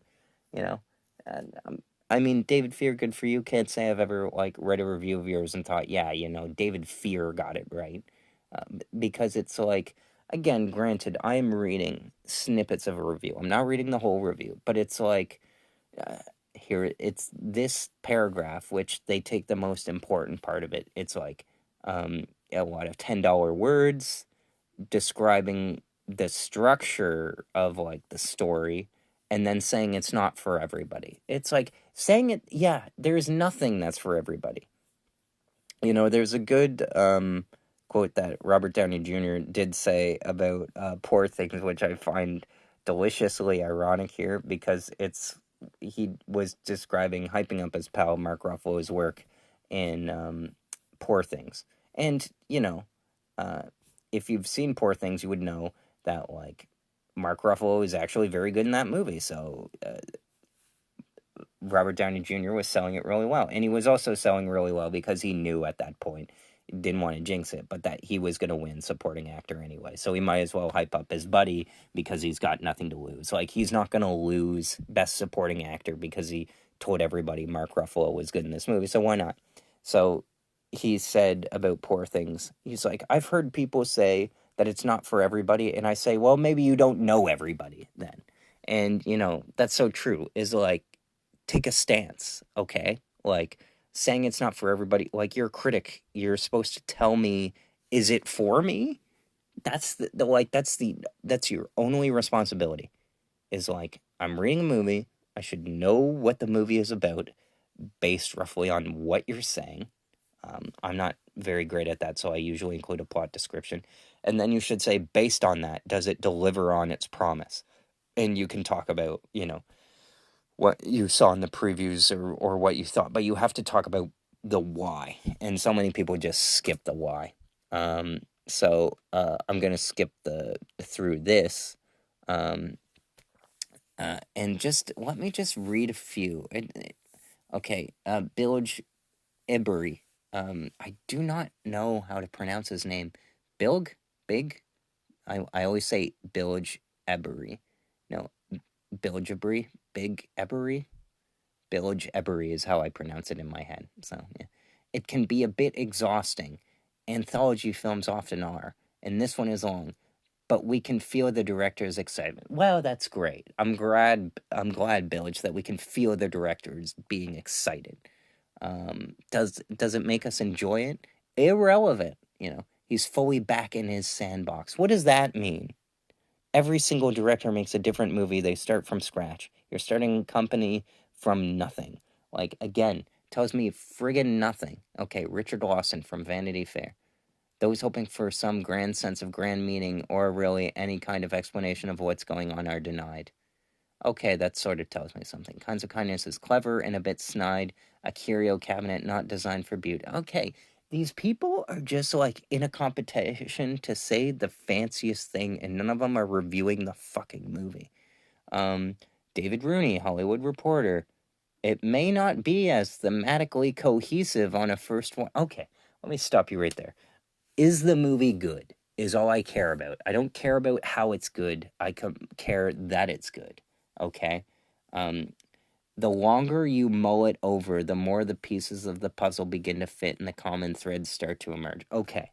So that tells me it's like, okay, when I watch it, I'll think it's shit and then think it's better later. Okay. David Ehrlich. The nearly 3-hour bonfire of Searchlight Pictures' annual budget is a towering monument to human love that betrays almost zero interest in actually being like, okay, I've heard this a lot about Kinds of Kindness. That it doesn't care about being liked. What does that mean? nothing. Like, that gives me no value as a reader. Like, I know the running time, David, okay? And as for your annual budget comment, I just commented, and you would know this, that it was filmed in 2022. And Searchlight, like, makes Oscar-winning films, and they're also owned by Disney. Now, granted, they all have separate budgets and stuff, but it's like, oh, they blew their budget on this thing, and it's like, did they? Like, I can't even tell that based on your writing, but something tells me if it's expensive, then Searchlight is gonna survive. This is made because uh, is that Searchlight made The Favorite and Poor Things, and they were very big hits for um, Searchlight by this director. So they're like, we'll do whatever you want. But these reviews uh, give me nothing. Uh, Let me see if I can find one review. It's like, yeah, somebody writing Jesse Plemons' dick. Um, Okay, what else? Here's a negative review. There are highlights peppered throughout this anthology we're seeing, but overall it plays like a tumescent. Okay, I don't. What does that word even mean? I have never heard that word in my life. Tumescent. Vacuous rambling. Okay, I get that. As if Allen Ginsberg had hallucinated himself into the Twilight Zone and would not stop uh, talking. Okay. Allen Ginsberg, Kill Your Darlings. I am not smart enough to be familiar with Ginsberg's work directly from the page where I can look at and be like, oh, that's Ginsberg. What's going to happen is I'm going to watch a thing on YouTube where somebody does an analysis and then they compare it to the work of it in a really smart way that takes like months to put together. And then everybody is going to see that and start parroting that phrase. That's how I know about like whether something connects to someone's work, unless it's a very obvious direct reference, like The Strangers Pray at Night. Like I mentioned, there's a scene where somebody hops up on the back of a pickup truck, drives away to safety. That's exactly how Texas Chainsaw Massacre ends. Texas Chainsaw Massacre is a horror movie. This is a horror movie that we're watching. Obviously, there's a reference there, because how would you not know Texas Chainsaw Massacre if you're making a horror movie and you have that as a job, you know? It That makes sense. But if you're pulling references to authors, you lost me. Unless it's like Stephen King or something like that. So, good for you, Mr. Bell. Um, okay, can I find Awards Watch? I'm never a fan of theirs. Invigorating and forever fresh, and the repetition and the difference, the kind of freshness that slightly stings. Okay, well, that told me nothing. What else? Longest, yeah, I know the length. Okay. Nastiest film. What does that even mean? Like, when people just add like personable words to describe a movie, like it has a personality. Yeah, a movie has a style. Having personality, characters have personality. Like, ascribing a movie to have a personality is very irritating to me because it's like just false and it feels lazy.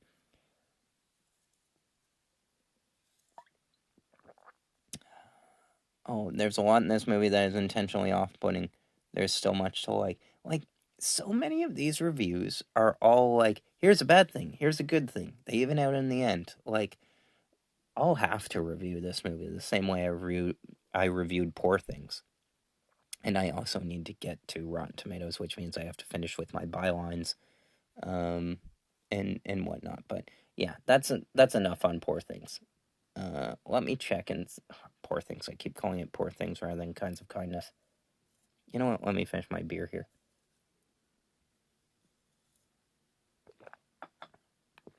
Pretty much water, but that's fine.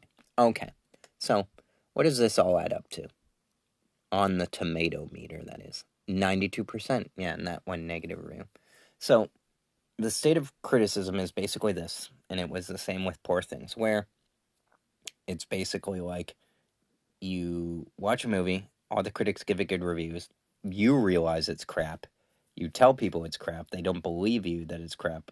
although the real people around you, like actual human beings in real life, will believe you and be like, yeah, this isn't good. And then keep in mind, I'm still using Poor Things as an example. And then about like a year later, people will either have forgotten it or they'll be like, yeah, we can all agree that movie was bad, right? And it's like, oh, you mean you, who is singing its praises for like months and riding the dick of anybody who might give you a celebrity scoop, but now you're ready to real talk about it? Social media is so annoying. I should get off social media. I'm planning a way to wean myself off of it.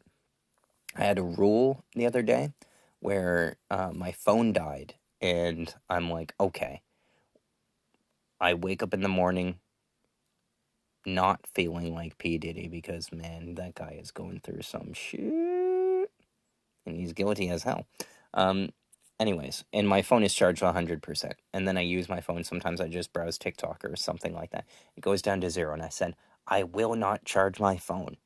That's it. I'm done for the day. And then that lasted all of 2 hours before I charged my phone again. So shows what I know. So kinds of kindness is on there. So let me go and see if Horizon, because that was the other one, is reviewed yet. It's at 53. 20%. Yeesh. Okay. Now, Kevin Costner is kind of uncool now, so who's going to give it a bad review? 4 out of 5 bad reviews. The guy who gave it a good review is Pete Hammond, who's old. For Costner, this is an impressive beginning with the promise of more to come. Fudge. Okay, so that means it's terrible, and I'll tell you why. Because I watch a movie, and when you watch a movie, it's supposed to tell you a story beginning to end. It's not TV. Now, granted, they're trying to tell like a more serialized story because that's just how it is. So, Costner is a bit of a maverick here, but like it should at least tell a complete arc. If you watch a TV show, an episode, the best episodes, will complete an arc for a character. There will be growth. They will be in a different place they are at the beginning and the end. And I don't just mean physically. I mean like sometimes it's physical if it's like important. But like saying, "Oh, I'm excited for the next story," negates the story that's being told. So it just basically lets me know that it's worthless. So that basically is enough for me to prematurely determine that it is most likely a bad film as far as story goes. But that's, Kevin Costner is going for something different here. That is like Horizon is coming out at the end of June, and then the sequel is coming out in August, and it's already filmed. And he's trying to get the money together for part 3. So what he's trying to do is see if he can translate to the big screen what people have been saying of like, oh, if they did Game of Thrones week to week in theaters, people would go. And that's true, but like, can Kevin Costner make something good enough? Well, the other reviews, what do they say? While the first film in the possible Horizon series does well in setting up future pictures, the single film is still a chore to sit through. Um, Costner's Civil War epic offers an old-fashioned, which is code for bad, by the way, celebration of the pioneer spirit, and a clutch of storylines that never quite have time to engage before the film moves on. At least Horizon accomplishes one staggering feat. It makes one wonder if we were maybe a little too hard on The Postman. Ooh.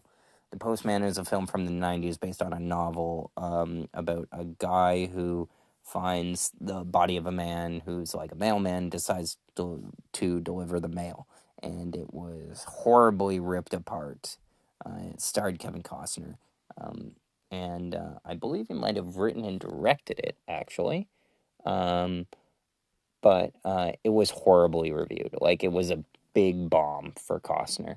And I thought that was funny. Now, those reviews were, a bit more real than the ones for Kinds of Kindness. But yeah, Kevin Costner did direct that.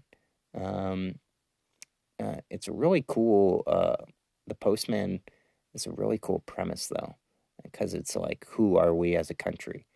Um, inspire hope in survivors living in post-apocalyptic America. It seems like the kind of thing that could be remade. But yeah, those are the most of the reviews. Closer to actual reviews than most things, but yeah, And if you're wondering, like, these movies aren't coming out till June, how do you know? And it's like the Cannes Film Festival is happening now, which is like one of the big five film festivals. There's Toronto International Film Festival, Cannes International Film Festival in France. There's the Berlin International Film Festival, which I don't find that big, but other people do. That comes out in February. There is the Venice Film Festival, um, which is the like late August essentially. That's where Joker premiered.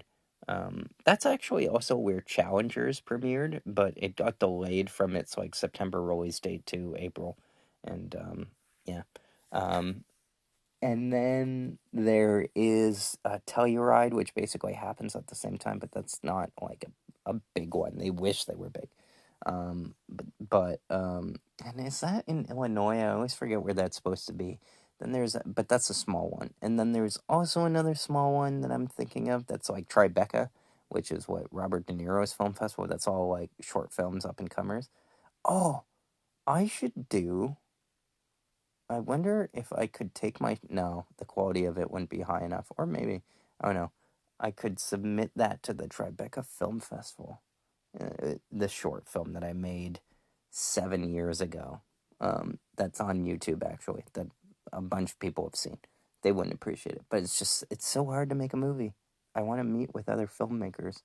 But they're all, when you meet with a filmmaker who wants to make movies, they're usually making a movie without you because they don't need you because they figured out how to make a movie on their own. Anyways, the fifth one that I was thinking of was the Sundance Film Festival in Utah that comes out every January. That is the fifth one. But the Cannes, one of the big five film festivals, is happening now. And so movies like that. Megalopolis was another one, the movie from the director of The Godfather Part 1 and 2, Francis Ford Coppola. Coppola. I don't know why I say Coppola. Oh, I know why I say Coppola. I say Coppola because during Apocalypse Now Redux, during one of the trailers, somebody said Coppola rather than Coppola. So it's that one overthought of pronunciation. And that's just basically Megalopolis is about Adam Driver, who's like an architect who goes to war with the mayor, played by Giancarlo Esposito, aka Gus Fring, and romances his daughter. And it's about where we are as a society and blah, blah, blah, blah, blah, blah, blah. It looks very abstract. And the reviews put it at like 20%. Um, Francis Ford Coppola spent 120 million of his own money. For context, Kevin Costner spent about 50 million of his own money on Horizon Part 1. And yeah, um, they got the film made, good for them. But are these films good? No.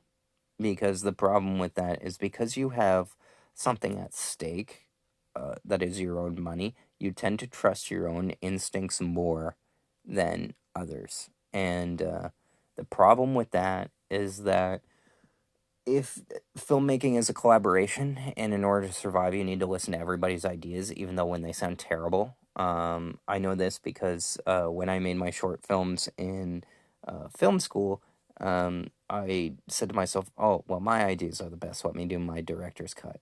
And I screened my director's cut, which is just the editor's cut.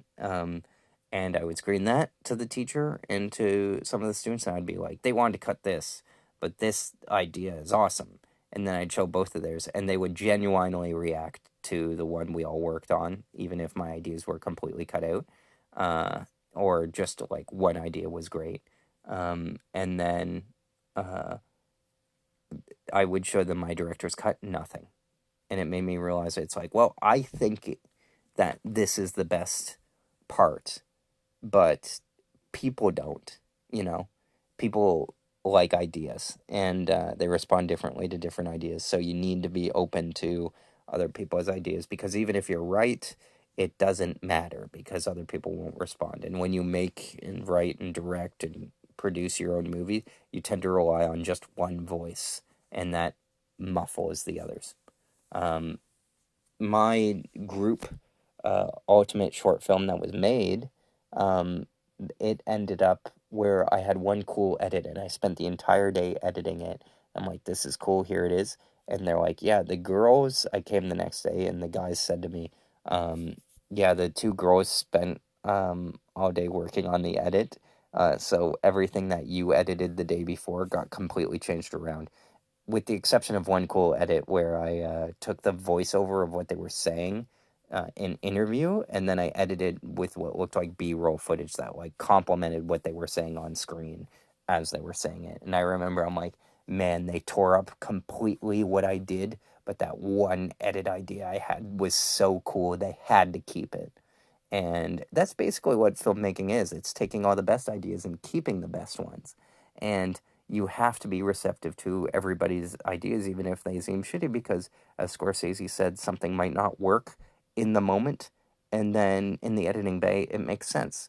And conversely, um, something might seem really awesome, and then you get to the edit bay and it's not there.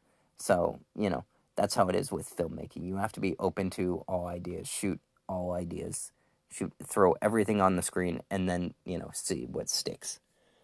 So with Megalopolis, Francis Ford Coppola made his vision, but it's so much his vision that it seems to have blocked out any other vision of common sense. So let's just see, does anybody have an actual review? So I'll go to the top critics because they tend to, they're more experienced.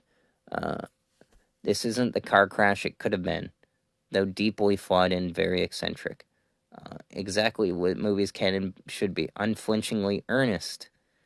Yeah, okay, doubt it. Uh, Work of art that practices what it preaches, celebration of creativity and farsightedness that offers a volcanic fusion of handcrafted neoclassicism, a lot of $10 words while running through the script of toe tapping word jazz. So it sounds very freestyle of the moment, changing on the fly.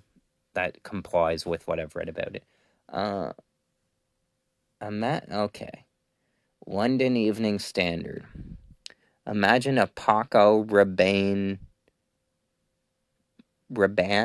perfume ad mixed with the voyeuristic lady gazing of a Sorrentino film. I actually know Sorrentino's films. And that will give you a whiff of Francis Ford Coppola's latest. And almost definitely last film. Wow. Okay. Well, he said he'd make more, so F you. Aubrey Plaza's character is a trashy TV news personality called Wow Platinum. Has the measure of the thing better than anyone bar Coppola himself. She's fantastic. That's what I've heard. Aubrey Plaza is like so perfectly set. And hearing her interview, she like explains of like, yeah, I'm 1-to-1 with this guy. And the funny thing to me is like, I haven't seen the movie Dirty Grandpa, but I've shared a clip of it, and it's like that movie. It's like she was offered the not Anna Kendrick, Leah Thompson's daughter. Jeez, why can't I remember Leah Thompson's daughter? It's not Caitlin Deaver. It's the it's the other one. Oh my gosh, this is this is driving me nuts. Driving me nuts. That's what the pirate said when he got his balls stuck in the steering wheel. Zoe Dutch. Zoe Dutch. Deutsch? Zoe Deutsch. Anyway, she was offered the Zoe Deutch role, Aubrey Plaza, in the Zac Efron, Robert De Niro movie Dirty Grandpa, where she would fall in love with Zac Efron. She's like, no, I want to play the girl that wants to get with De Niro. And yeah, she's down. And like, she just has a ball playing the more interesting role. It's kind of like on the Bear, where a professional chef is on that show, and he plays the one guy who isn't a chef because he didn't want to play a chef, because he's like, why would I want to play what I am in real life? No, I want to play something like different. And that's what the best actors do, of like, I want the fun role. I remember the bad guy in Tomorrow Never Dies, Elliot Carver, played by Jonathan Pryce, who's been Academy Award nominated. He was also the High Sparrow on Game of Thrones. He was in, he played the Pope. He was in Three Body Problem as well. And he said, I always want to play the bad guy because they're so fun. And I'm like, what does he mean by fun? It's like, well, if you think about it, they get to say all the stuff that's politically incorrect that we all want to say but can't. And what you say matters. usually in movies, the villains, the antagonist, what he does is like he's the active antagonist, and the protagonist actually isn't a protagonist. He's just like reacting. Like, if you, I'm thinking about Tomorrow Never Dies, and the whole movie is just James Bond responding to what Elliot Carver is doing with like fake news and satellites, the new artillery, and stuff like that. So, technically, the one who's being proactive is the bad guy. So he should be the protagonist. Um, and James Bond doesn't really have an arc on that. So that's kind of interesting. Uh, Elliot Carver ends up being carved up by his own weapon, uh, basically. And yeah, anyway, I like Tomorrow Never Dies, if you can't tell. Now, let's skip over this, because it's like, okay, the bottom line is the movie is a mess, and the lines fall upon if you think a mess is good or bad. I tend to think it's bad. Let's move on. What other movies do I have on here that I'm trying to break down? We are getting to, Furiosa. So, Furiosa, the reviews are at 85%. This is the next movie I will see in theaters, most likely. And the reviews for it just say that it's good, not as good as Mad Max Fury Road, but still so wildly inventive. The only thing that holds it back is that it's trying to build lore, like, as a franchise. It's the first Mad Max movie that feels like it's part of a franchise and trying to like set a backstory and explain the world for like future entrants. And then the other thing is, because it's shot digitally, it's not as beautiful as Mad Max Fury Road, and in fact looks ugly and flat. And that's just a consequence of how movies are filmed. If you shoot on film, it's not about the gimmick. It's just that because it's shot on film, unless you're the cameraman, you can't really see what's going on. So you have to be careful, and you got to plan a little bit more. And it doesn't look the same. There's like grain, there's texture in the image that you're capturing. So there's a tactility for it. Video, pure video, not film, is a lot smoother. There's no inconsistencies. There's like no grain, so it's flat. There's no difference in objects. You're looking through a window essentially, whereas on film you're looking at a painting. Um, and if you're careful, you can look through a painting of a window. But like with digital, you're looking through essentially a window itself. That's like the very crappy way of explaining it. But yeah, you get my idea. So like the reviews are that Furiosa is great. It is in many ways grander in its scale than Mad Max, because Mad Max was about one long car chase, and this is about Furiosa, the Charlize Theron character from the last one, here played by Anya Taylor-Joy, and her growing up and what gave meaning to her actions in Mad Max Fury Road to like escape and want to get home and stuff like that, because it's just basically about her being kidnapped as a child and then wanting to get home. And that's just like, as far as story goes, that's what they ended up doing, or wanted to chase for Mad Max, because it's like Max himself isn't much of a character. Like, you could arguably say that the Mad Max that Mel Gibson played and the Mad Max that Tom Hardy played are like two different people. There was even a theory that it's like the real Mad Max died and Tom Hardy's character just picked up his jacket, which is why he barely speaks, you know? Hydrating. Um, So, yeah, it's not them trying to be woke or anything. It's just like, well, if we're going to tell a story, I guess we got to tell about this person, if we're going to make a sequel to that. So, I'm thrilled the reviews are good, because it's an action movie and hard to mess up. I gave the original Mad Max a B plus. I called it a B plus movie. It is done as perfectly as can be, but there's just not enough substance even there for me. And I wanted it to be better, but it was kind of overpraised.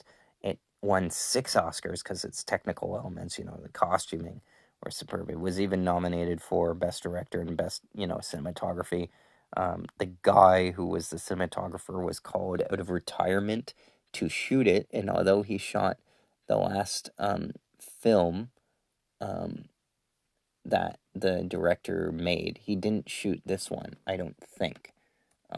If we check the cinematographer on this one, I bet you it will be somebody different, and the presence will be felt. So when you watch Furiosa and you're like, this doesn't look as good, which, I mean, look at the trailer, it just doesn't look as good.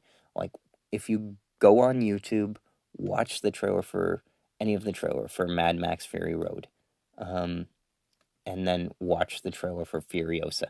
Furiosa will look cheaper, even though Furiosa is the most expensive Australian film ever made, and like probably cost more than 150 million that the last one cost. But yeah, this has the cinematographer of iRobot, but also the cinematographer of The Great Gatsby. So you're like, okay, why is this the way that it, like, why isn't this better?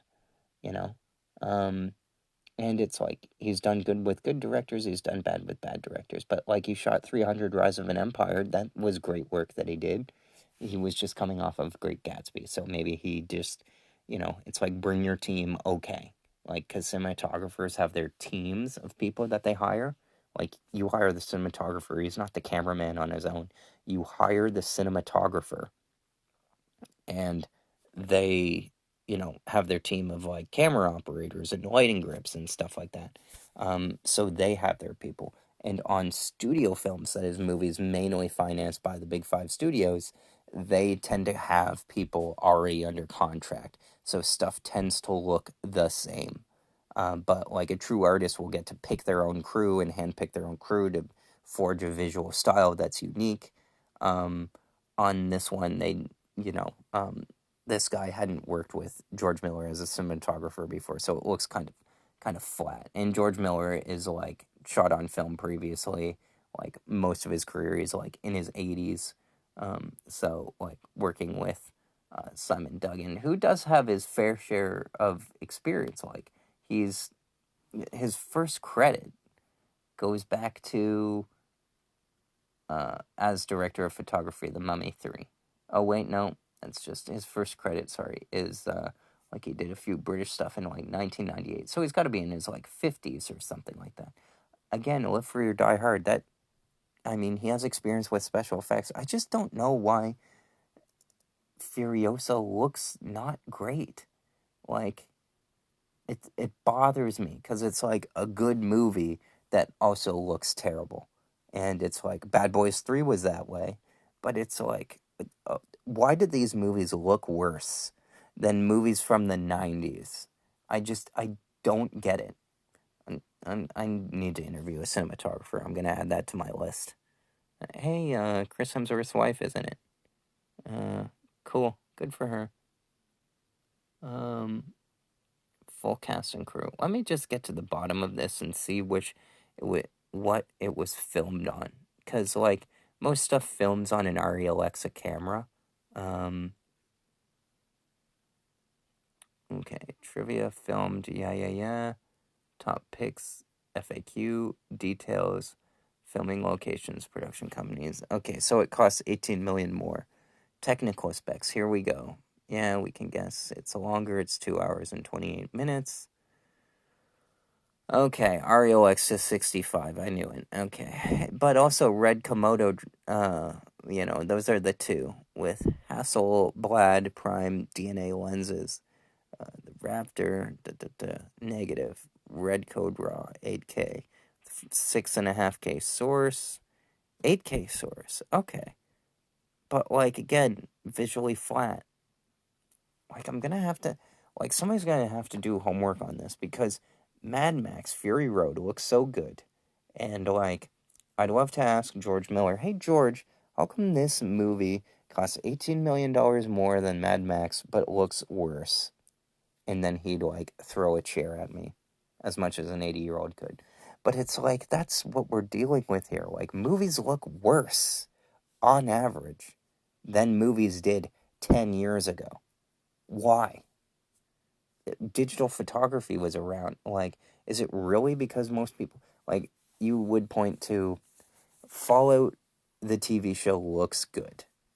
It shoots on film from Jonathan Nolan. But Twister's coming out was shot on film. Why doesn't that look good? I don't get it. I need to make films. That's what I need to do. Okay, so we've done Mad Max, we've done Furiosa. I'm not gonna do Garfield. Like, Garfield is an animated movie. It'll be what it is. Okay, never mind. I'm gonna do Garfield because I'm curious. I've never saw the Bill Murray ones. Um, it's very annoying because it's like the title is Garfield the movie. Um, no, the Garfield movie. The one from 20 years ago was Garfield the movie. This one's called The Garfield movie. Okay, so it's at 52%. Um, when I say the Garfield movie is the best Garfield movie, it's going to sound like faint praise because it is, but faint praise is still praise. Okay, William Bibiani is all right. I've only ever seen his clips and stuff, but it's like, again, it's a review that's like pointing to other movies. Review the movie on its own terms. Okay, top critics. A terrible Monday of a film. Garfield hates Mondays. For the Orange Tabby, whose storied laziness over nearly 50 years has certainly earned him better. Has it really, though? Because it's like a comic strip. Uh, you know, like anytime somebody says, oh, I remember somebody saying, Frances Conroy deserves better because she's like a minor role in the Joker movie as an old, storied actor. It's like, really? Does she really deserve better? Because she got paid, you know? Like, she's in the movie, she's doing her job. Like, I never said while I was working at Staples, I deserve better than doing what my boss tells me to do. It's like, get over yourself, people. Okay, last one here. Uh, None of these meta references will be entertaining for the very young target audiences. Okay, Frank, you don't know that, okay? I have never really seen Rodney Dangerfield, but when in Aladdin, Robin Williams makes a Rodney Dangerfield reference, I can't believe it. I'm losing to a rug. It's like, I get what you're doing there. And I was like, 4? I mean, the movie came out a year before I was born, but it's like I got Jack Nicholson. I got that. I thought it was funny because them doing the joke, if it's an actual joke and a reference, will still be funny even if I don't get the reference attached to the joke. But if it's just like if the joke is a reference, then it's not a joke. I'm not going to explain myself further. Um, but does anybody else have any interesting thing to say about Garfield? Or are we really in a critical crisis? Um, a lot of Listen to this one. The Garfield movie turns a sardonic class comic strip character of individuality into a modern day conformist. That's a hilarious rendering of Garfield to say, "Wow, I am shocked that this studio movie, which was made to make money, appeals to the widest possible audience." Like these people who review movies and it's like they've never seen a movie before. I don't get it. I don't get it.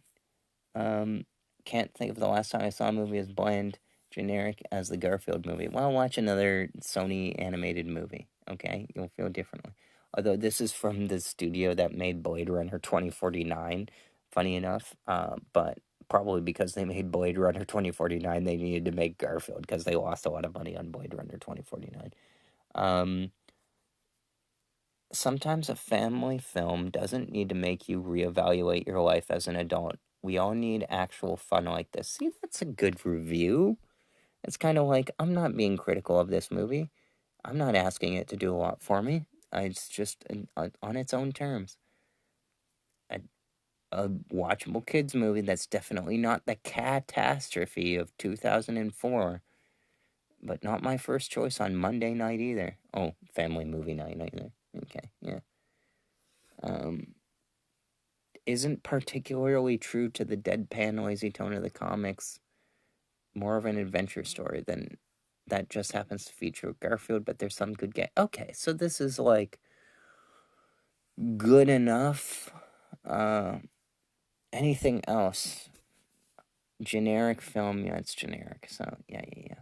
So, I mean, the script intelligently balances humor and mystery so that both elements shine on their own without being overshadowed. Hmm, good on you, person I don't know. Am I going to be impressed by anybody who reviews this movie? Oh, they have them in pictures when you're trying to look on Rotten Tomatoes. Like producer, executive producer, screenwriter. Okay. Has this guy made a movie before? A movie called The Late Bloomer, which I've never heard of.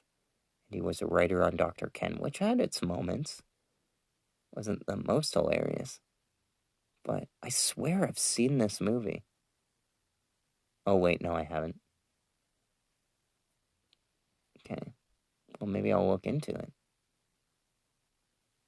Was he the co-writer with that guy, or did they get two separate? Because on movies, sometimes they will get two separate, like, sometimes they'll get a team of writers, and sometimes they'll get one writer and then have him write, and then have another guy write over it. And the other guy is just a same group of people. Okay, okay. So yeah, Garfield. It is what it is. Okay, finally, we're getting to the box office game. Holy moly! But you know what? The funny thing is that I've gotten through all this stuff but the video game stuff. So good for that because I just have the box office and Tom Rothman, and then I can talk the video game stuff. But okay, so the movie If, directed by John Krasinski, came out. And the reviews are like they were down at 50%, and then they went to 60, and now they're down at 50. And it's just basically about a kid whose mission it becomes to find all of the adults who have grown up with imaginary friends to be transferred to a new batch of people to believe. It's an interesting idea. Doesn't make any sense because everybody knows imaginary friends, like everybody has their own, um, and you don't pick up someone else's imaginary friend. So unless it has a totally nihilist ending where they all die, inside out, Bing Bong style, then this movie probably doesn't work. But I like the visuals in it. The cinematographer of it is Steven Spielberg's cinematographer, Janusz Kaminski.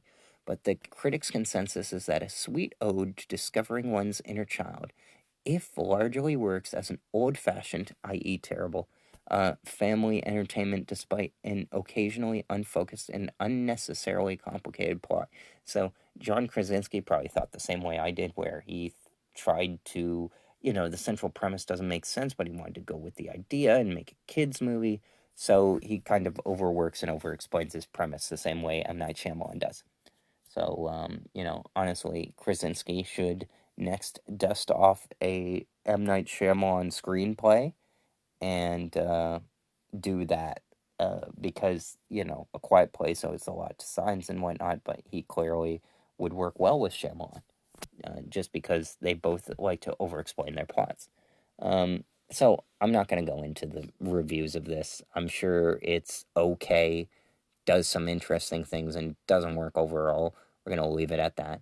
But for what it made for the weekend is that basically it was scheduled to make 40. It looked like it was going to make 30.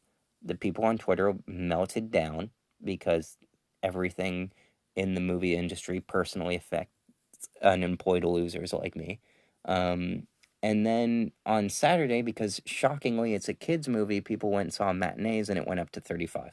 So it was like an okay opening, but it cost 110 million. So if you open to 35 and you cost 110, that's not good. Really, you should cost on the high end 70, but these movies cost a lot. And that gets me to the Tom Rothman interview, which I've taken pieces of, where Tom Rothman says, okay, here's what happened. The streamers come in, Netflix comes in. Because Netflix comes in, Amazon decides it wants in. And because they, and we really do mean them, and then we also mean Apple TV come in, these are all tech companies who have billions and trillions of dollars, and movies and stuff aren't their main income, services are. So they don't know how to spend money on a movie. So they just spend a lot of money. and they basically give carte blanche to these filmmakers when they don't have the resources set up. It would be like if you gave an idiot $1 million and they ended up homeless last year. You know, that I mean that's what happens. If you don't know how to spend money, it does not matter how much money you have if you do not have the facilities necessary. And basically, what Tom Rothman says happened is the streamers came in, they overspent on talent, and then they got used to spending overspending on talent, and because the talent was in demand, the traditional movie studios spent a whole lot of money, and because of that, costs are bloated and costs are up, and they need to go down. And he says this, he's the only sensible executive in terms of cost in Hollywood. And I'll give you a perfect example. The worst movie I watched this week, or one of them, was Madam Web. Madam Web cost about $80 million. It got horrible reviews. It is a bad movie.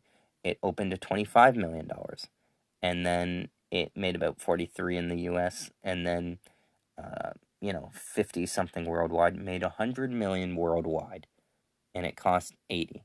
Now they only keep 60% of domestic, so they keep less than 40 million, and then they only keep 40% of worldwide, so it's like, yeah, it made 50 million. But then they also send it to Netflix in America, and they get paid for that. And then they send it to Disney, and they get paid for that. And they're also not losing money on a streamer like everything else. So it makes some sort of sense. It's a responsibly budgeted movie. That is Sony, as bad as the movies that they make all of their movies now like on a budget. They rarely go over like Ghostbusters Frozen Empire again, not a very good movie. And they'll spend on something like when the quality is there, but that movie only cost 100 million and it made more than 100 million. So it made some profit. And then there's, also ancillaries like extra revenue, merchandise, stuff like that. But basically, Sony is the only one that like responsibly spends on movies. Um, it just means that they're kind of cheap. But Tom Rothman was saying, while we're dreaming, movie ticket prices need to come down. I understand because theaters had a near death experience with COVID where nobody was going. Several went for bankruptcies and didn't make it and had to close down. So that's why ticket prices are high. But it's proven when you look at the numbers on every single Tuesday across America, people are going on Cheap Tuesday, on Discount Tuesday. You go once a year, there's National Cinema Day where tickets go back to like 1950s prices, and it's the highest attended day of the year. Um, the movie that opened last year on that date, um, or was on around that date, was Gran Turismo. And let me just see if I can go to Gran Turismo here, Box Office Mojo. Um, that movie, by the way, famously, it only cost like $60 million for being like a racetrack movie. Meanwhile, the Brad Pitt Formula One movie, which Apple is doing, and they don't know how to spend money, that movie costs $300 million. Um, wow. They built custom cars and shot on real racetracks during real races. So the technology that they used is very um, new, and as well, they mentioned like Brad Pitt also got in the car to shoot some of that. They hung at the back, um, which is even, dare I say, further than what Tom Cruise did. They were in actual jets in there, but like they weren't flying the jets. They had pilots there with them, and they cut that together. But like this is Brad Pitt actually driving. He's at the back, and he'll have stunt doubles as well. But they insisted on having Brad Pitt do some of the driving as well, and like that's very expensive to insure. And then they have to film all these places, and then they also had the strike, which happened.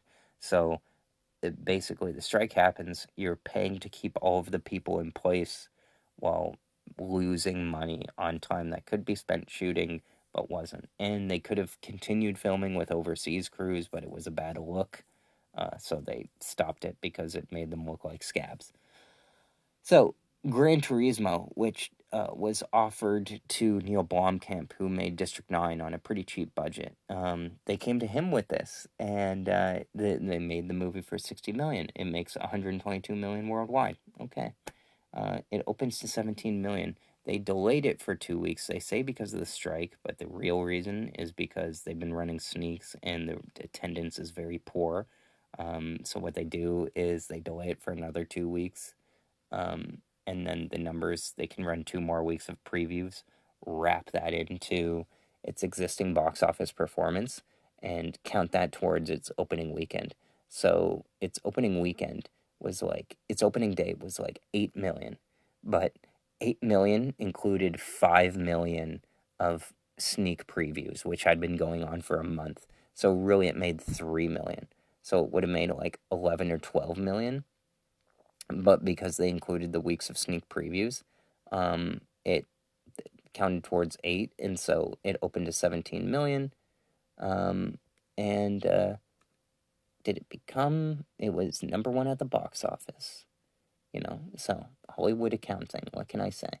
So 76, 76, 79. So this must be it. No, that's the Friday, Saturday, Sunday, Monday, Labor Day. Now I want to find National Cinema Day.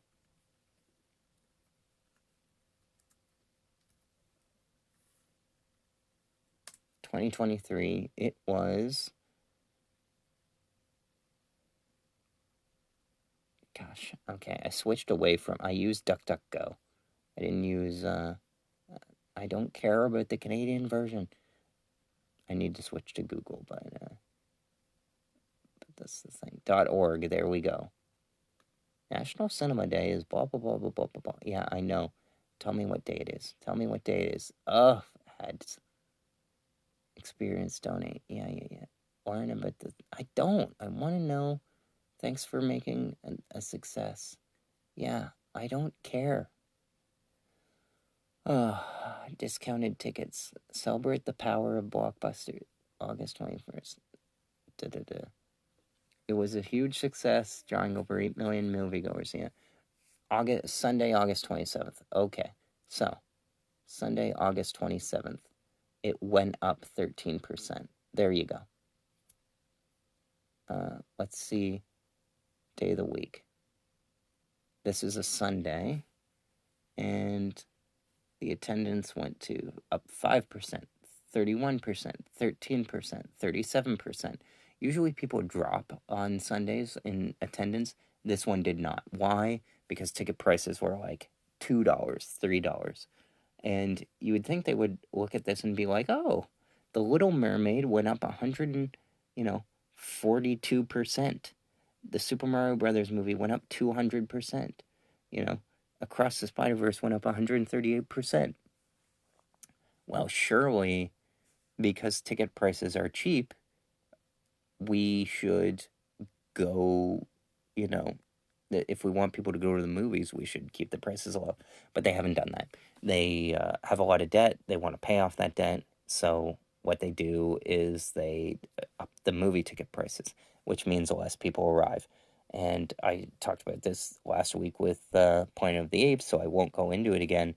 But basically, they want higher revenues, even though at the expense of attendance, when really they would make more money because if the attendance went up, more people would buy concessions, which is how they make their money. So, why don't they do this? Well, because they're stupid. That's clearly the answer.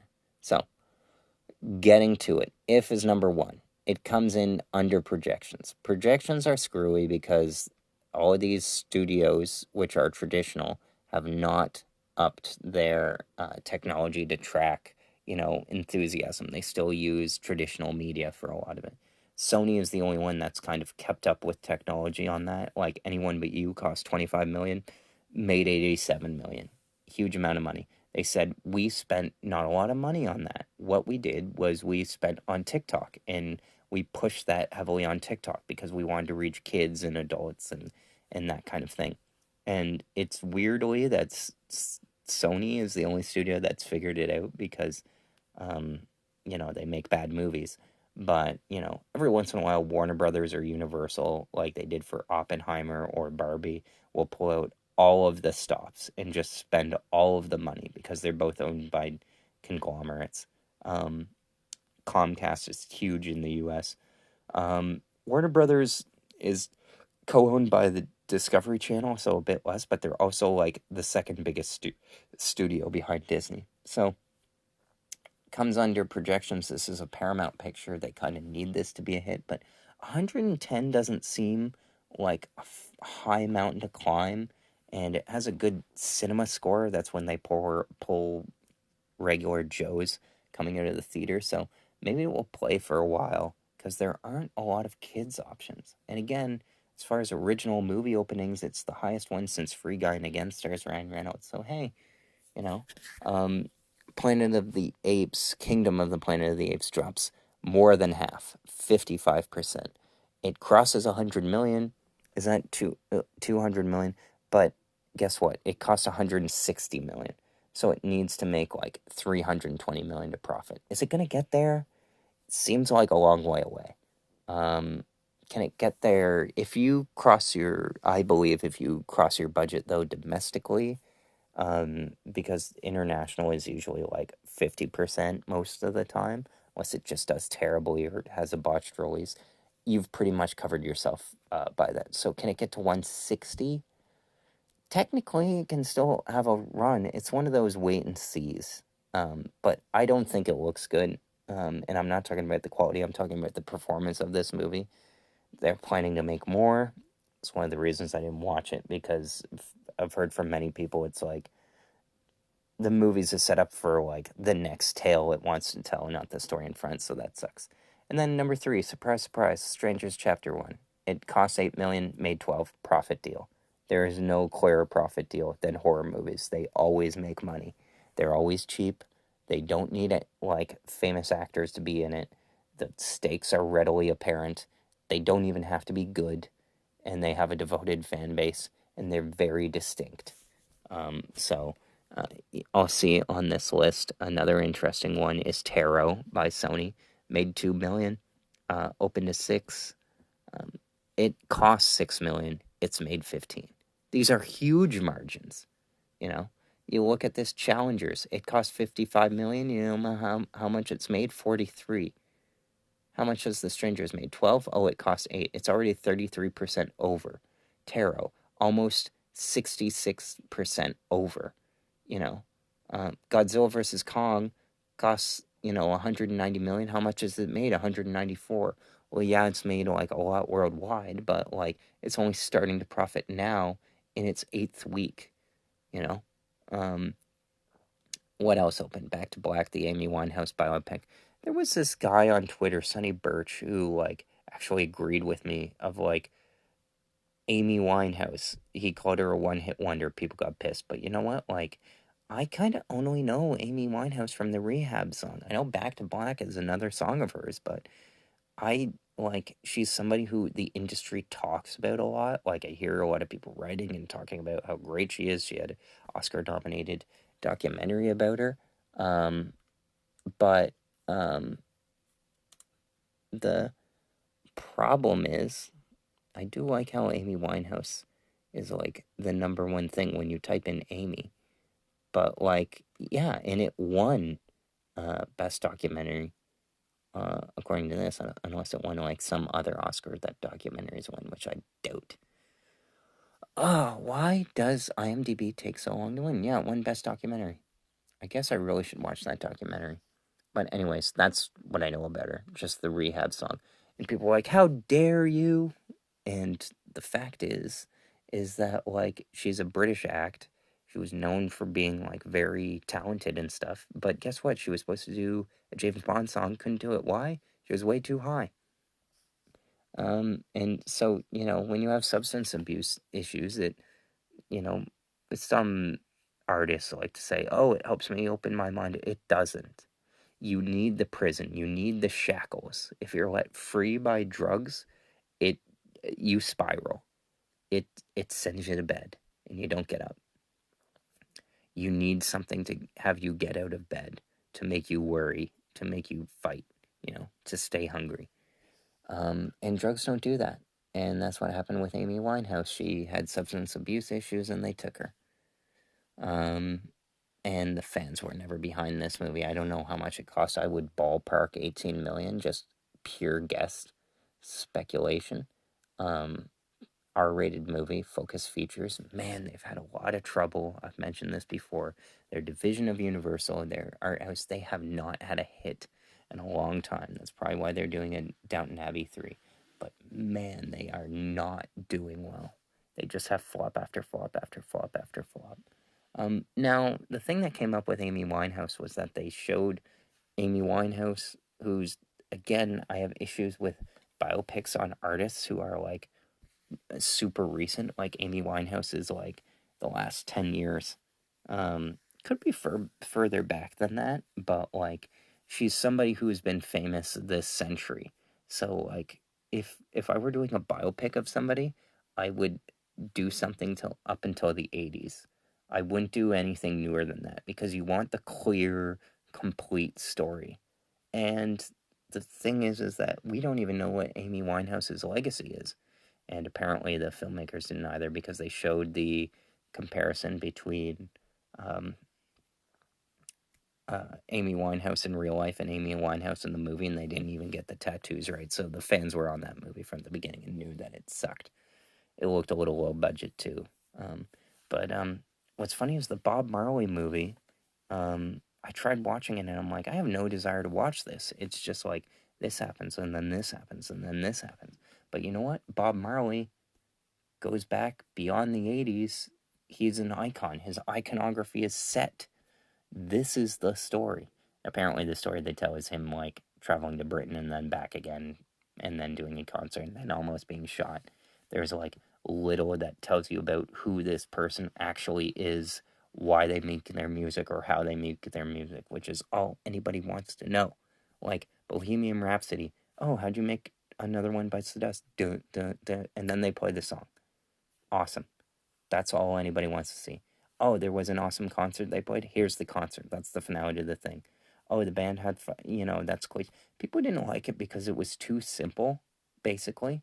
Even though it was technically a pretty skillful movie. Like, if I were to ask you how many Oscars did Bohemian Rhapsody win, uh, it might surprise you. Uh, Now, if I type in Bohemian Rhapsody, it's good that the song still comes up. So, um, disambiguation. Let's see, I'm looking for it on that. See, also, I know it refers to, yeah, the film. There we go. Okay. That. Release date, possible sequel, historical accuracy. Don't care, don't care, don't care. Release. Okay, where is the friggin'. There we go. Accolades. It won 4 Academy Awards: Best Actor, Best Film Editing, which people hated because there is a scene that just it's choppy. It bounces all over the place, where it's like butt edit, butt edit, butt edit, butt edit. Basically, everything your film school teacher would tell you and not to do because it's like same boring shot to another boring shot and then cutting too frantically. But I watched it and it's like I get that. I didn't notice it when watching it. And it's like the stakes are clear. It's clear who's talking to who. It follows the ABCs of film grammar. So I was fine with it. But like people basically hated the movie because um, Rami Malek looks nothing like Freddie Mercury, which is absolutely true. And it was pre decided that he would win Best Actor because he's playing a real person. Um, and he was very charismatic when going to the Oscars luncheons and schmoozing people and stuff. And then the movie was a big fat hit. Like it made $800 million. And you know what? I watched it. I'm like, this is a pretty entertaining movie. I would in no way award that guy the best actor performance. But uh, and I like Rami Malek, but yeah, I've never thought he was particularly a good actor. And then he does that movie with Denzel Washington, The Little Things, And people were like, did Rami Malek forget to act? And it's like he never could. He's just doing the same thing he always does, which is Mr. Robot, which is a dope show. Go watch it. Totally worth binging. The whole thing ends fabulously, and he's fantastic on it. It has a fantastic opening scene you can watch and be done with. Never approaching Mr. Robot again. You can watch the first episode, works on its own, watch and be done with, works fabulously. You can watch the first season, which my brother had done, watch and be done with, works well on its own. Or you can watch all 4 seasons, which work all well together and are done on its own. But all 4 of those options are complete experiences that I would recommend. And yes, I'd recommend watching Bohemian Rhapsody. It's a good watch on Netflix film. Hey, I enjoyed that kind of thing. It's about it's what you want in a biopic. How did they make the songs that they made? Play us the songs because we like them. Um, you know, uh, and then give us that cool famous concert. There you go. So yeah, Hollywood is chasing biopics, but they don't know what I know, which is people want biopics of famous people. They don't want biopics of semi-famous people, and they want them when their story is complete. um, so yeah, the Fall Guy eases only a little bit. Same with Challengers. They have underperformed, but they're posting solid repeat business. They're at least somewhat. Fall Guy is approaching its budget, 130 million worldwide. It will never make back. It'll lose money in theaters, but it might do well on streaming, which would propel it upwards. Of course, it'll go to Peacock is the thing. So it's not making money, but if they send it to Netflix later on, which they probably will, it will, or Amazon, it'll make them some money. Challengers, I'm gonna be waiting for that on Amazon Prime, uh, totally, because I really want to see that. Although, like, if movies start to come, like, they do this thing now where 2 weeks later a movie will come out and you can rent it for like $20 or $25, which I don't like doing, and I never do, but it then increases the chances of it being $6 within the month. And basically, if the Fall Guy, which is supposed to come to premium video on demand, if that comes to video on demand, like by the end of this month, it's like, okay, I'm just gonna see way fewer movies in theaters because if I can just wait 30 days to see a movie, then I'm gonna then I'll wait because back in my day they used to take 6 months to come from theaters to home video, and then now they were supposed to take 3 months, and now they're doing like 45 days, which is just insane to me. 45 days to watch something I can essentially watch for free for something I'm already paying for, then I'm not going to the theater. So yeah, uh, the Blue Angels is something I have no idea what the heck that is. It only opened in 227 theaters. The distributor isn't listed. Made 1.3 million. If you can do something that's like, no, this looks like Amazon Prime Video. So does it? I swear I saw that listed too. So you're telling me, okay, let me just see here. Is this the same one? Or, sometimes when a movie comes out, the documentary will come out on Amazon as like Synergy.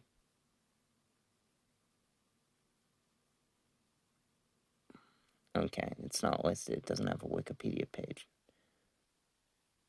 Follows the veterans and blah, blah, blah. But it's by Amazon and MGM. Okay.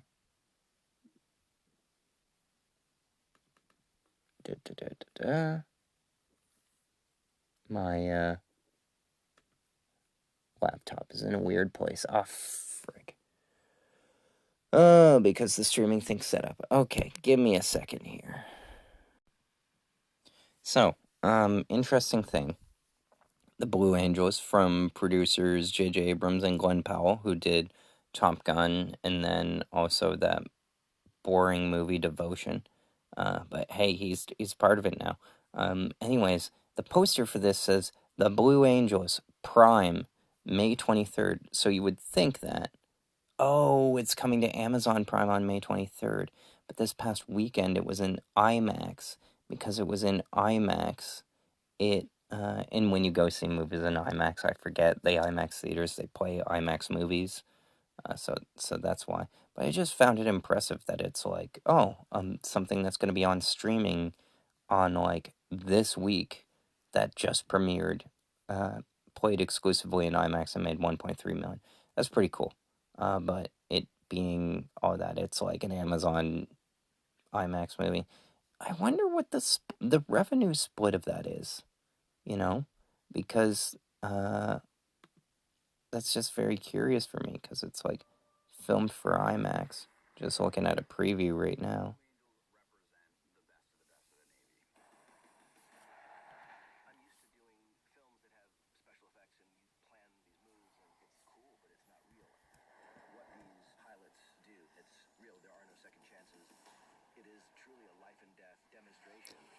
Oh, cool.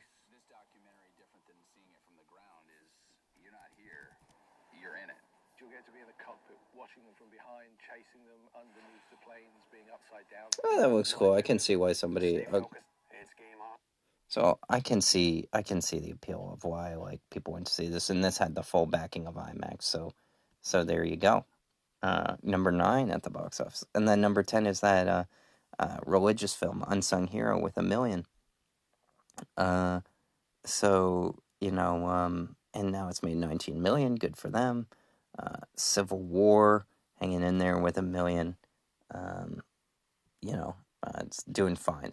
My prediction of it performing like Contagion and Prisoners of like mid 60s does okay, but plays more on TV. Um, yeah, that's what it will be. And then I saw the TV Glow, which is expanding to 400 theaters. Doesn't maintain its average super well, um, but it's one of those film Twitter movies where people are like, "Oh my God, this movie is so me. I need to see it." It's basically the premise is about a guy and a girl who probably, given the state of movies now, are not romantically linked. And they basically bond over a TV show that's like, Are You Afraid of the Dark? Um, that like no one else has seen, but they've seen on TV and they like bond watching it together. And the director was like really inspired by those movies in the 90s, and thus they made this film. And the reviews for it, it's an A24 film, um, uh, are quite good. It's at 85%, with a distinctive visual aesthetic that enhances its emotionally resonant narrative. I Saw the TV Glow further establishes writer director Jane Schoenbrunn as a rising talent. Okay, so here's the thing about this movie is that it stars Justice Smith, who is not a good actor, and thus I have very little interest in seeing it. Um, the way that he talks is that it sounds like something crawled down his throat and died. Um, every line reading he says sounds awkward. I'm not uh, interested in anything that he does. I also don't think he's very attractive, but he is nonetheless. He started off as like the comic relief in Jurassic World, um, Fallen Kingdom, and they didn't really give him any funny lines, so he wasn't like that funny. Although there's this really funny thing where he's off screen for like an hour of the movie and he's so forgettable you completely forget about him. Although I remember his character as Franklin Webb. Um, it's very Poindextery.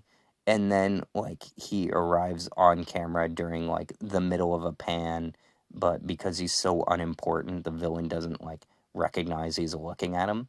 And then he like opens a door for the good guys or something like that. But like I he's what I don't like is that his characters are so fucking bitchy. Like he's exactly like Josh Hutcherson, where it's just kind of like I don't know, man. Your circumstances are pretty cool given the movie setting. Why are you so depressed? Like, why are you playing these, um, annoying characters? Like, he was in a movie where his girlfriend is Sydney Sweeney. Um, and they're in a cool Montreal apartment. It's called The Voyeurs. It's not very great, but it's like okay. And he's a music producer, and there he's really a sore ass. Like this guy in every single movie he's in is just wet blanket, certified. So yeah, that he Justice Smith very irritates me. And then he also benefits from like colorism in Hollywood, where um, TV executives go, "Oh, do we have to put a black person in? Okay, let's put in somebody who's half black, half white, or like is light skinned. We'll put him in, and that'll satisfy the quota of like black people."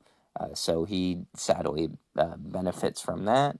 And instead of seeing like the DeWanda Wises who don't arrive until like the third movie in the series and do a great job, by the way, we get stuck with Justice Smith.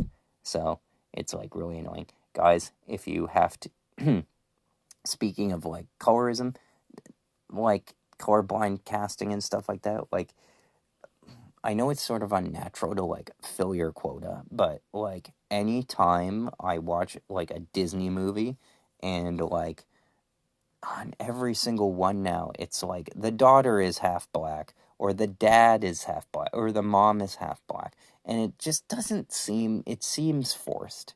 It's probably because the movies are bad and the characterizations are thin, but it's like, that's how it looks like in a lot of studio tentpoles of like, oh, we need diversity. What's an easy way of doing diversity?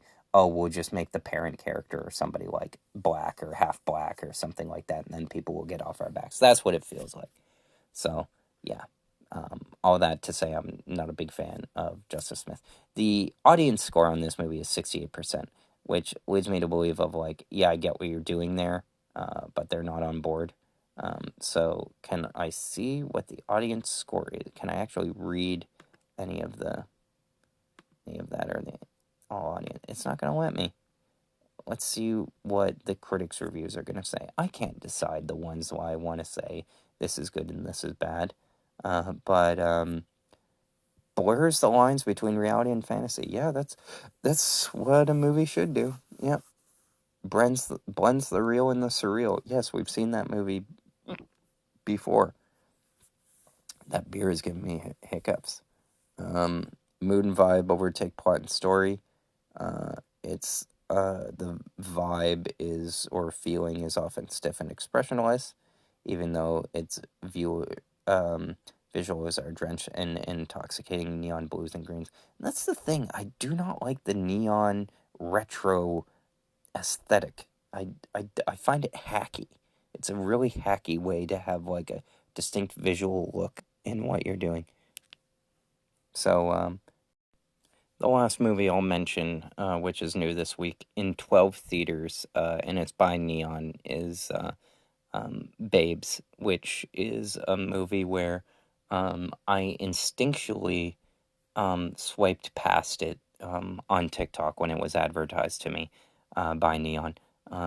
It had a great per theater average of 14,000, but it's like um, Alana Glazer already did a movie where she was, unexpectedly pregnant, which is you know, um, she wrote this. She has the really funny joke on Broad City where the doctor asks her if she's like pregnant, or some guy asks her if she's pregnant. She's like, I'm 27. What am I, a child bride? Which is just a funny way of, you know, looking at the state of motherhood and stuff like that. Anyway, but like she did the horror movie False Positive, so I felt like okay, this is which she also wrote and produced. So I'm just kind of like, even though False Positive is like a horror movie, I'm kind of like, okay, this is like we've been here before. So yeah, I didn't want to see it again. Um, even though I haven't seen False Positive, but like I was kind of like, okay, I don't need to see this. Like, Alana Glazer is not going to give us, uh, you know, some kind of like incredible visual, auteur-driven, you know, change the face of cinema, and that's what I want to see. Because I've seen, you know, there's like Plan B and there's Unpregnant, and that kind of ran the course of like, oh, An Obvious Child by Jenny Slate. That kind of like covered the bases of like unexpected present pregnancies in modern day enough for me to be like, I don't need to see this a whole lot. And so it's just a TV movie that I've seen before. So we have covered my streaming setup. We've covered Tom Rothman, head of Sony, saying how movie prices need to come down both in levels of production and in tickets. We covered the box office report. We covered my favorite movie of the week. We covered reviews on the new films If, Furiosa, Garfield, Megalopolis, and Horizon. Probably spent way more time on that than I should have. And I mentioned 2-year television seasons with The Last of Us. Things take 2 years now. That sucks. And there's fewer episodes. That also sucks. Bring back the filler, guys. We need the episode where somebody is stuck in a room and has to talk to a character they never would otherwise talk to. We need the bottle episodes where they ran out of money, so they need those people to talk in those rooms, because that's how character is built. We need the episode. We need the Christmas episode. We need the Halloween episode. We need the dream sequence episode of like season 4. We're out of ideas. We need the episode that's like a clip show. I don't care. Like, we need to bring those episodes back because they bring culture and staying power to something that would otherwise like should be a movie. Like, I bring up Idris Elba in the TV show Hijack, which was like a hit. That was like a movie that should have been a movie, but gets broken up into 6 episodes. And itself is a lot of filler, but it has no filler episode to it. Like, can you imagine if on Hijack there was an entire episode about like the people in economy section, who were talking about something that had nothing to do with the hijacking? That would be hilarious. Like, we need time wasters. We need room to creatively explore ideas in genres within television. Because again, people are like, well, it's actually a movie. It's like a 12-hour movie. Yeah, it's like a 12-hour movie that you watch in 12 separate sessions, weeks apart sometimes. That's, a TV show, bud. So, anyways, one of my most anticipated um, games of the year comes out tomorrow, and the review embargo is late. It drops 1 hour before the game releases, and the reason I suspect for that actually isn't quality based. I think it is because I would actually be shocked if this was like a total miss. Um, it's because it's a very story centered game, and they want people to all experience it at once, and I kind of get that. Like, I buy it. What's hilarious to me is that Hellblade, which has been in development since 2018, basically. Um, I say that because that's when Microsoft bought um, this developer Ninja Theory, and they had come out with Hellblade, Senua's Sacrifice, and it had done well. So it was well known that they were gonna do a sequel. So they have been in development 6 years on this game, and the game takes 6 hours to complete. Now, it's a story centered game, and I like it, but they sure make a big deal of like, oh, it's experiencing psychosis. And it's a very, like, psychosis is like a state. Like, it's not entirely like a sickness in and of itself. It's like something somebody like experiences within other problems, but they're like, oh, we're experiencing psychosis. And it's like, you mean schizophrenia? You mean bipolar? So it's like it's a bit cheeky. Like, it's a bit uh No, no, it's the opposite of that. It's like it takes itself too seriously without offering very many insights of its own. It's like, okay, you're a fighting third person action video game. Quit taking yourself seriously. Like, and the funny thing is, they've revealed like no gameplay about this in the 6 years that they've made it. Like, they've poured millions and millions of dollars into this. It's one of the first Unreal Engine 5 video games. Unreal Engine, made by Epic Games, the maker of Fortnite.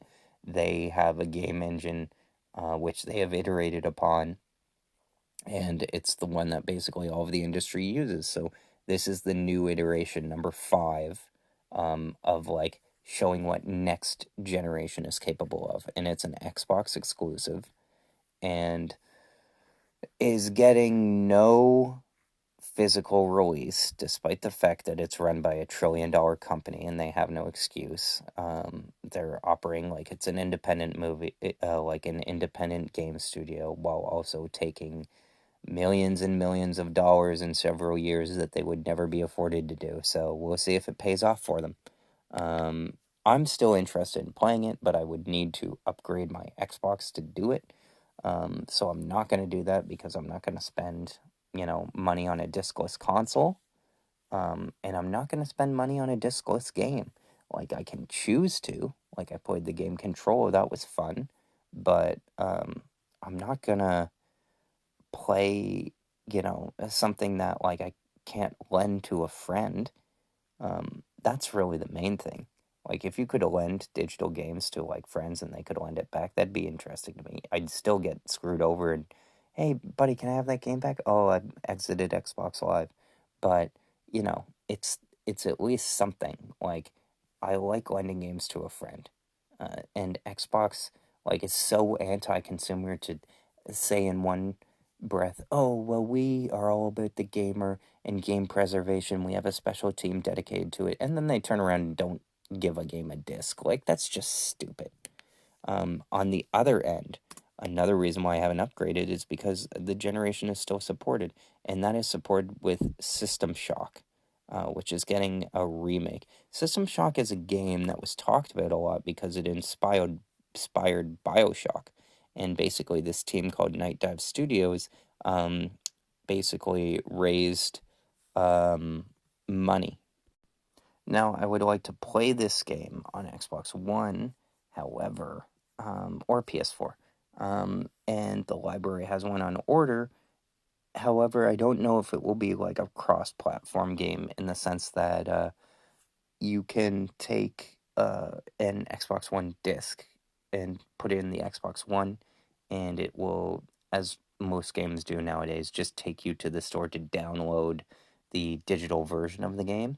And then if you put it in an Xbox Series X, it'll do the same, but for the Series X version, or it will have two completely separate discs. I can see it going either way, and I'd be annoyed, honestly, if it did if it went the route with the Xbox One, because the physical copies, this is like an independent game. So if it's going the route, like it has a limited run of physical copies. So if my library got one and I can only play it on the Xbox Series or the PlayStation 5, I'm going to be very annoyed because that means that I have to upgrade to play something that I like that I should be able to play on last gen. But what can you do? That's who has the money. But, sometimes you can take it with you.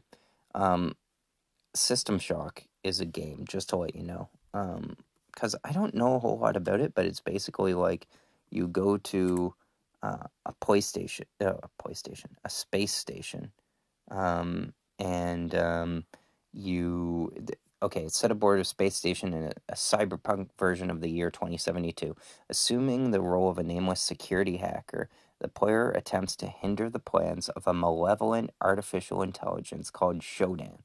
Um, System Shock's 3D engine, physics simulation, and complex gameplay have been cited as both innovative and influential. The developers sought to build on the emergent gameplay and immersive environments of their previous games: Ultima Underworld, The Stygian Abyss, Ultima Underworld 2, Labyrinth of Worlds, by streaming their mechanics into a more integrated whole. It is considered one of the defining examples of an immersive sim, which I hear and sounds very annoying. A video game genre that emphasizes player choice at its core. A defining trait is the use of simulated systems that respond to a variety of player actions, which, when combined with a comparatively broad array of player abilities, allow the game to support varied and creative solutions. So, Bioshock, do you want to harvest or save the little sister? Whichever way you do affects the ending. How do you want to upgrade your weapons? It allows you to play differently. You hit characters differently. They hit back. They respond. That kind of thing, where the world around you reacts to how you play the game. It's very RPG like, but this is basically made by more with a shooter focus. And it's produced by Warren Spector, who would go on to make um, uh, Deus Ex. So I'm interested in playing it, even though the it has a pretty heavy inventory of carrying weapons and stuff like that, and I'm told that if you leave this game you can't come back and pick it up. Like, it's a game you kind of have to learn to play, which I'm both excited by and also dreading. So we'll see how it comes about, and I'll know what my options are. It's on order from the local library, so we'll see when I actually get it. The other issue is just that, my library card expires in August and I have to get another one. Ugh. So, yeah. And then they've had games on order that never end up coming in, like the Callisto Protocol, which I had on my list.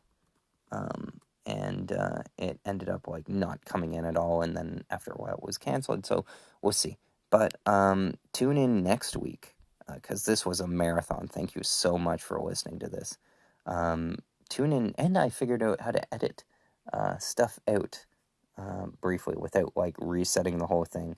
So I was somewhat organized this week. What I'm gonna do, and I'm just gonna say it out loud to remind myself, is that next week I am going to, aside from having everything written out, I'm going to have the laptop in front of me, like I had for the end here. I'm going to have the laptop in front of me the whole time, and record in this room, and I will be way more consistent. And from then on, we can, do what we're supposed to do, and entertain me to you, and hopefully you enjoy coming back afterwards. So thanks for listening, and we'll see you next week.